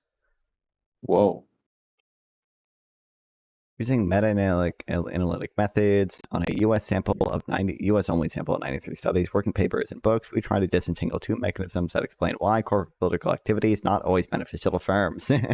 One, the uncertainty about the public policy process itself, that is, can firms get the policies they want through corporate political activity, and two, the uncertainty about the policy's impact on a firm, that is, whether firms effectively anticipate the implications of policies for their platform. Damn, our results support the idea that these types of uncertainty play an important role in explaining the intermediary dynamics of corporate political activity. We find that in the United States, corporate political activity only weekly impacts public policy, and at best has a direct effect on corporate weak direct effect on corporate outcome. Yeah. Does this have a higher But R no, squared Cenk than? said a bajillion percent of all U.S.'s lobbying. So, yeah, it's just it's such a crazy claim. Just think of what you're saying. You're saying just if you know what the money is, you'll 98% of the time, 98. That means 19 times out of 20. That's crazy. You're crazy. Oh wait, no. It means 49 times out of 50. Yeah, it'd be I just don't. I don't like it. So yeah. All right. Well, that's it. I just check the anything study else? out. Let me see if I have anything else. Yeah, well, let me see if I mean, some articles are here and there about like how lobbying is not as fast as people think it is. For example, people think the prison population, the private prisons are like, spending a bajillion dollars on lobbying. It's like a very tiny amount, or like firms spend more on advertising than lobbying because advertising works better. It's just like, I don't know. Anyone who's like, money in politics, so it destroys everything. Oh, I'm Cenk and I'm fat and I'm based and people should vote for me. Right? Anyone who's like that. Well, clearly there's money in politics because they took Cenk off the ballot, bro. That's right. The Jews, yeah. Well, I don't know. I just like studies that make me evil, you know? I'm on the side of corporations, I'm on the side of the rich, I'm on the side of capitalism. I'm I just want to do that for evil, and Citizens the United. evidence supports evil. I want to be evil. I want to be Citizens United, Exactly. strongest warrior. Yeah, I am evil, and the evidence supports evil. So evil is good. Evil is true. That's my political position. But yeah, well, I'm not gonna steal any more of your time. Okay, precious time. Talk to you later, buddy. My fucking house. Delete Minecraft. Yeah, delete Minecraft. Yeah. All right, Well, no, see you later. don't delete Minecraft. Get a better version. Okay, talk to you later.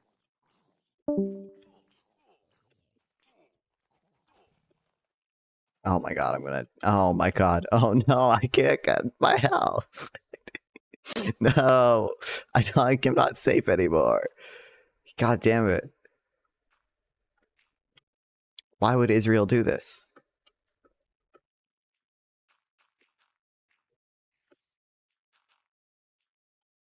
Kind of laughed All out right, loud. we'll probably only watch.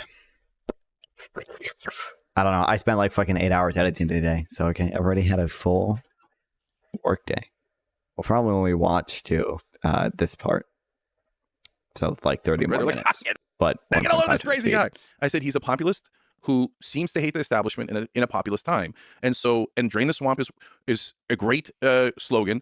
And I knew he would win when he was in a Republican debate. And he said, I paid all these guys. Before I paid them and they did whatever I wanted. And I was like, that's so true, right? And people will love that, and especially Republican voters will love that. I actually have a lot of respect for Republican voters because they actually genuinely hate corruption. So what would an amendment look like that helps prevent money being an influence in politics? So I started a group called Wolfpack, and thank you, wolf-pack.com. And the reason why I named it Wolfpack is because everyone in Washington I knew would hate that name. It's a populist name, and everybody in Washington snickers like, no, you're supposed to name it Americans for America and just trick people, etc. No. Wolfpack means we're coming for you, okay? We're not coming for you in a weirdo, physical, or violent way. We're coming for you in a democratic way, okay? So we're going to go to those state houses. We're going to get them to propose a convention. We did it in 5 states, but then the Democratic Party started beating us back. We'll get to that. And so we are going to overturn your apple cart, and we're going to put the American people back in charge. So what does the amendment say? Number one, a lot of people will have different opinions on what it should say, and that's what you sort out in a convention. So, for example, one of the things that conservatives can propose, which makes sense, is term limits. Because the reason why these super old politicians are in charge is because they provide a return on investment. So if you give to Biden, Pelosi, or McConnell, they're going to deliver for you. They love that return on investment. They don't want to risk it on a new guy. The new guy might have principles, ew, or might want to actually do a little bit for his voters, boo. Whereas these old, and every corrupt system has these old guys hanging around that help maintain power, et cetera. So my particular proposal in the amendments would be a couple of things. One is end private financing of elections. So if you're a business person, you're a capitalist, you know this with absolute certainty. Where do you draw the line with that? Do you draw the line with that at super PACs? Can I make a documentary about climate change? Is that private financing of an election because that's a political issue? What is that? Where do we draw the line with that? This is the whole issue with these with cases like Citizens United. You're already limited on how much you can contribute directly to campaigns. The whole issue is that in Cenk's world, they get around that completely by via PACs and super PACs. If somebody signs your check, that's the person you work for, right? So if private interests are funding politicians, the politicians will serve private interests. And then you're going to get into a fight like Elon did in New Jersey, where the car dealerships and Tesla are getting into an auction. Can I hear 100,000, no, $1 million, 2 million, 3 million, right? And now you got to go bribe the government official. That's called a campaign contribution. And this is a terrible system, right? And the private financing, go to complete public financing of elections. That's when the conservatives, because they've been propagandized by corporate media. Yes, mainstream media got into your head too, and right-wing media got into your head too. And right-wing media also financed by a lot of this corrupt interest. And so they tell you, oh, you don't want to publicly finance? Oh my God, you'd be spending like $1 billion on politicians. Brother, they're spending trillions of dollars of your money because they're financed by the guys that they're giving all of your money to. Oh, okay. I thought he was going to say they're spending trillions of dollars on like election stuff. Okay. I was like, I think like the 2016 presidential election was like the most expensive election ever run, and that was still like, I think it was barely over $1 billion in total. So can you educate me? Does that prevent something like Citizen United? So like super PACs are all gone in this case. So gone. So indirect funding is also indirect funding's gone. Direct funding's gone. You have to set up some thresholds. Not everybody can just get money to run. You have to prove that you have some sort of popular support. So signature gathering. You would still allow for small money donations, like up to $100, something along those lines. That's not 5,000 or whatever it is now. Yeah, I think 5,000 is too high. But those are fine debates. Yeah, but you basically want to create an incentive. Everything is about incentives and disincentives. Again, capitalists realize this better than anyone else, right? So you want to set up an incentive to serve your voters, not your donors. So if you take away private donors, well, there goes that incentive, and that's gigantic, right? And so what about small grassroots funding? What about the whole thing with the whole issue with issue advocacy?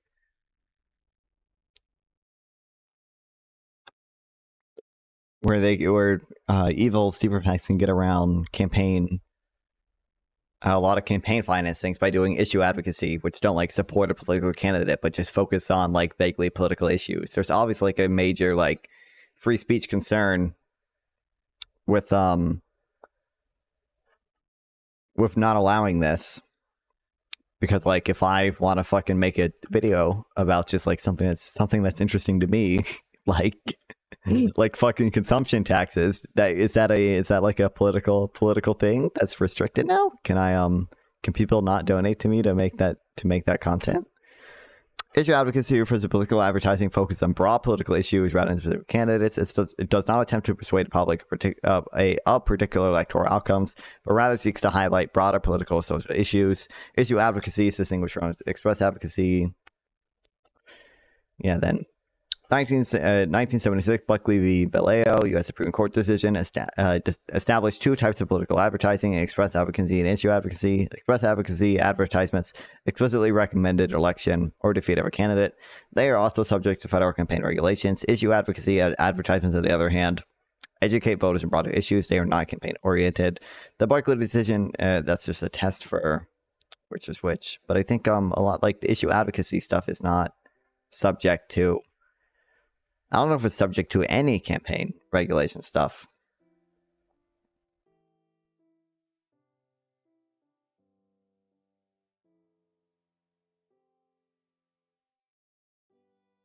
Funding as a way to get past the threshold to get the funding to run an election. Well, then good, because then you're serving small donors, which are generally voters, right? So that's what you want. And ending private financing is critical. In the United determined, among other things, it would be basically not possible for federal government to be in the business of determining what does and does not constitute issue advocacy or express advocacy.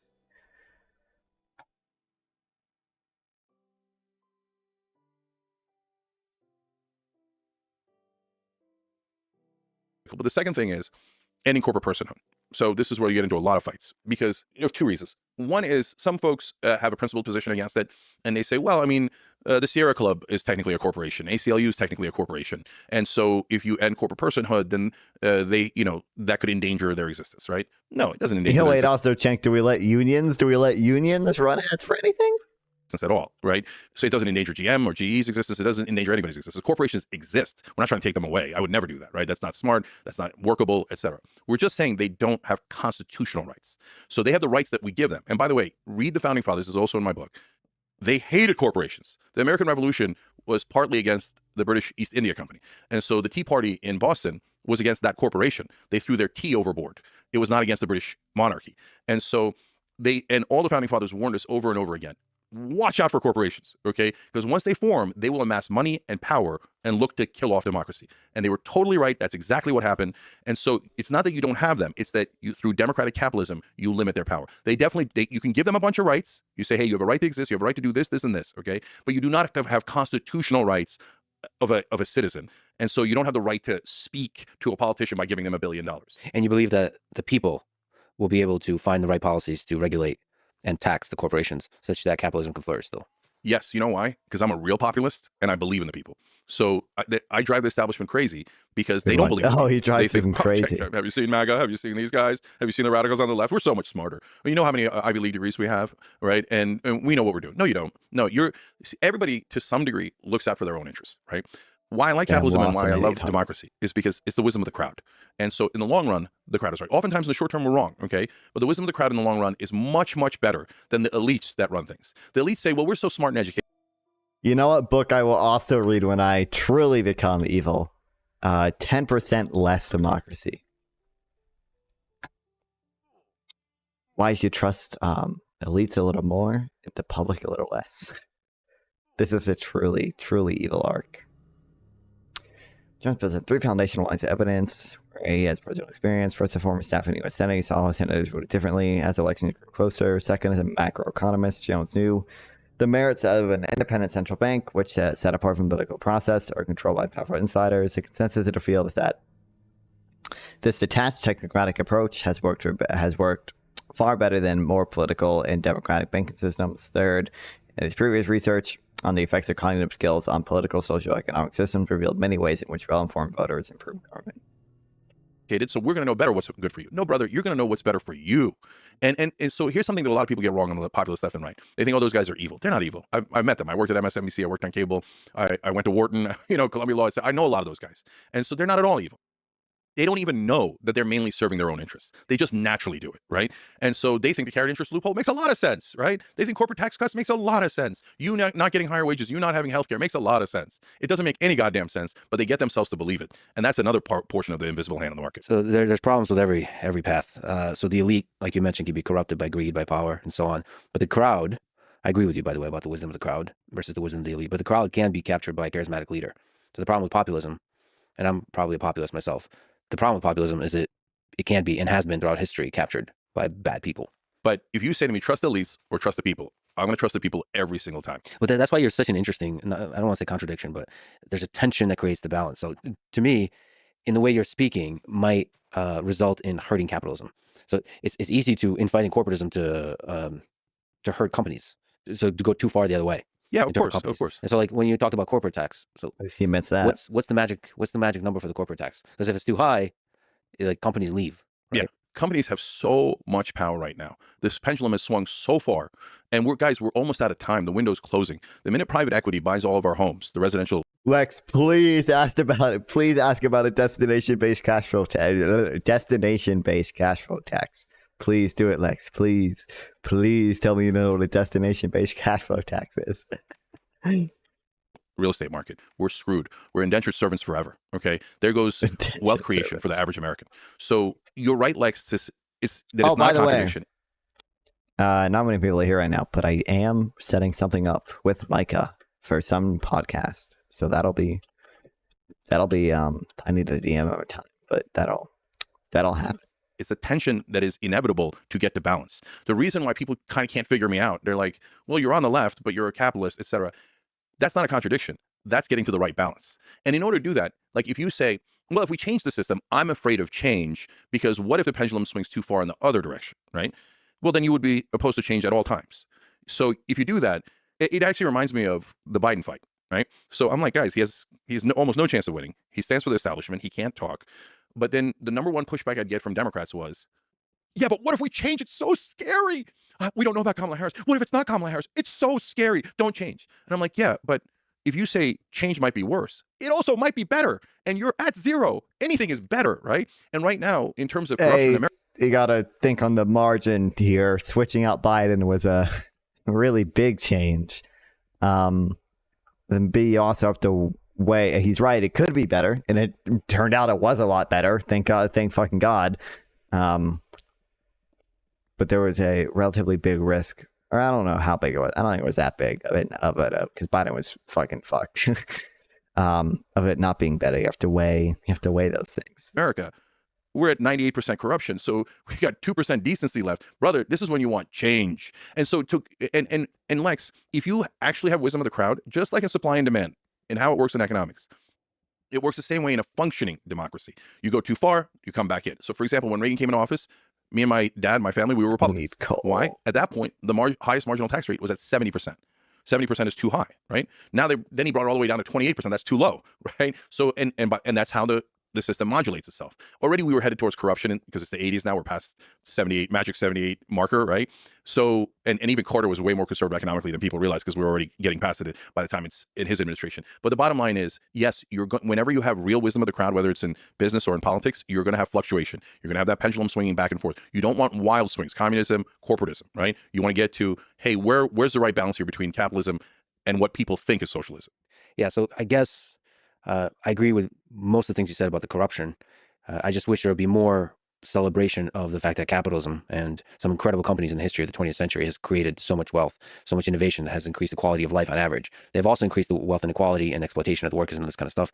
But you want to not forget to celebrate the awesomeness that companies have also brought outside the political sphere, just in creating awesome stuff. Look, I run a company, and so I don't want companies to go away, and I don't want you to hate all companies. I think Young Turks is a wonderful company, right? We provide great healthcare, we take care of our employees, we care about the community, etc. And we're building a whole nation online on those principles and the right way to run a company, right?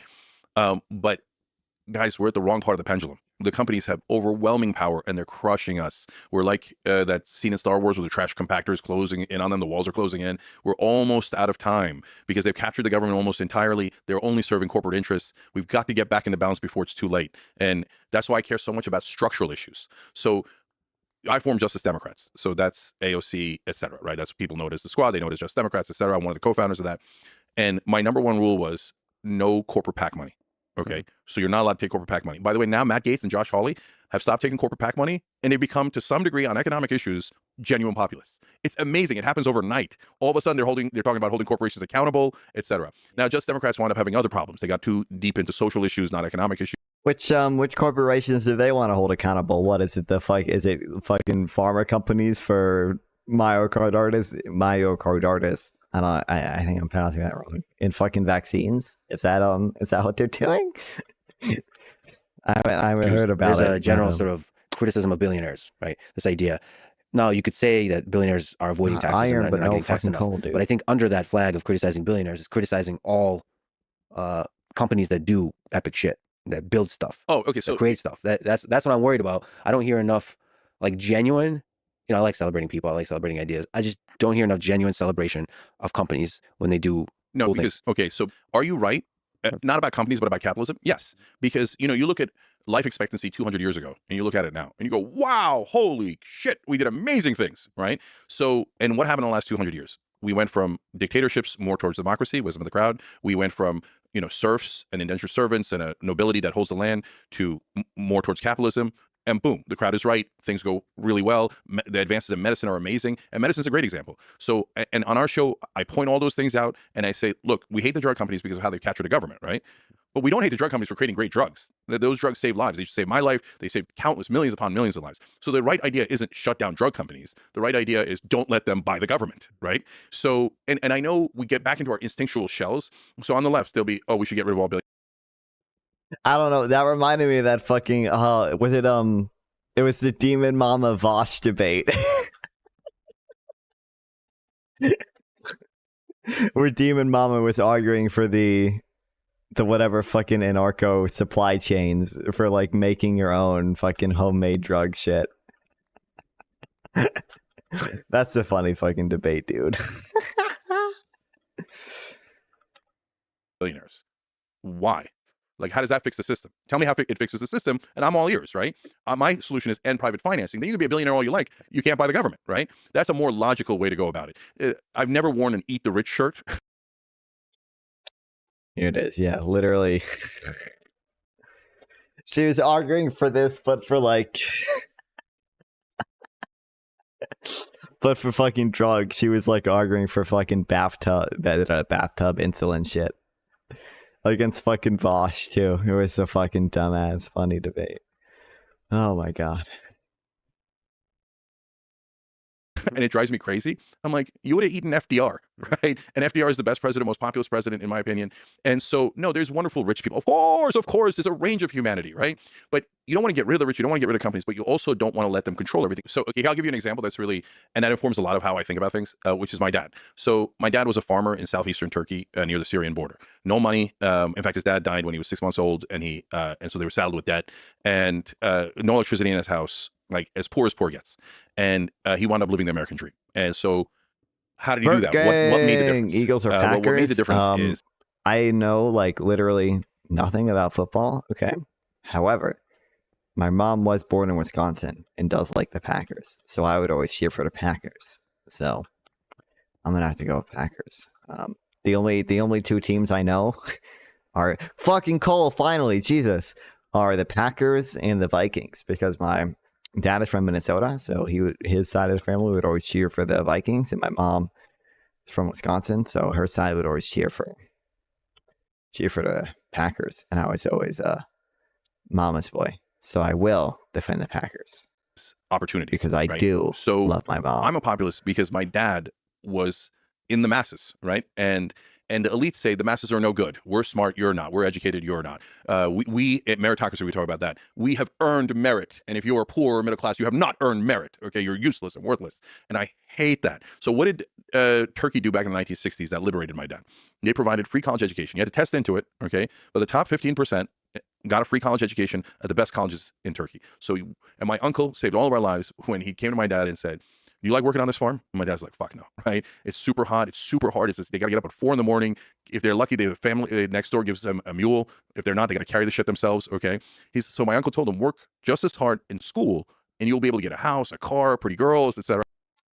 Pretty girls, man. I can't believe Hassan also had to go through all of this. So, also under constant terror attacks from the Kurds as well, if you can believe it. So my dad works his ass off, gets into school, and he comes out a mechanical engineer and starts his own company. He creates a company in Turkey, hires hundreds of people. He then moves to America, creates a company here, hires tons of people, right? So do I hate companies? No, my dad set up 2 companies, and I saw how much it benefited people. I saw how much employees would come up to my dad 20, 30 years later in the street and hug him. And they tell me as a young kid, your dad's the most fair boss we ever had, and we love him for it, right? That's how you run a company. And he taught me the value of hard work. But the reason I brought it up here is because he taught me, look, like skill and ability is a genetic lottery. So you're not going to just get the rich to win all the genetic lottery. No, there's going to be tons of poor kids and middle-class kids who are just as good, if not better. You have to provide them the opportunity, the fair chance to succeed. You have to believe in them. So this isn't about disempowering anyone. It's about empowering all of those kids who are doing the right thing, who are smart and want to work hard so they can build their own companies and add to the economy. What in general is your view on meritocracy? So I love meritocracy. I wish that we lived in a meritocracy, and I want. All right. Listen, I know I only streamed for a grand total of 2 hours, okay? But that's what you fucking get out of me today, okay? Fuck you guys. I'm just kidding. Thanks everyone for watching. I fucking edited a lot today. That's why I didn't stream for very long. I don't know if I'll stream tomorrow. I'm hanging out with friends, so I don't know. If I do, it'll be early. What's up with Tenet Media? They were receiving funding from Russia because they were doing Russian propaganda.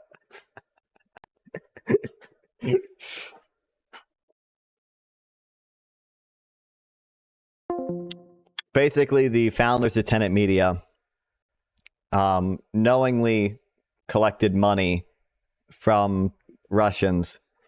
They had formerly worked for Russia Today, a Russian state-owned and funded media company. And then they founded Tenet Media, and they basically laundered money through multiple shell entities in a less than legal way to Tenet Media for the purposes of promoting Russian talking points and sowing division in American society. It's not even like all about the Russia-Ukraine stuff. It's just about like sowing division in American society in general. Like they go over the like talking points that they want to do, like about how inflation is so bad and how the border is bad. But yeah, it's all about sowing division, causing chaos. Yeah, but the two founders basically were receiving money from two Russian people, Costa and Lena, and distributing it. I think they distributed 9.7 million to the commentators, and they kept $760,000 for themselves over a period of like a little longer than a year, I think.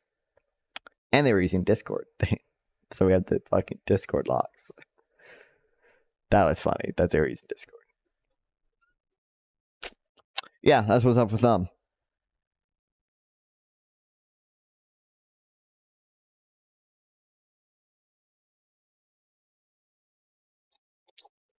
Anyways, thanks for watching. I'll probably stream tomorrow because I did all my editing today. So I'll stream probably tomorrow, but it'll be a lot earlier than I usually do it. It'll be at like fucking 1 p.m. to 5 p.m. when I leave or something.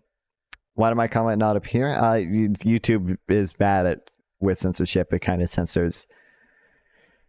It censors stuff and I have no control over it. It's really dumb.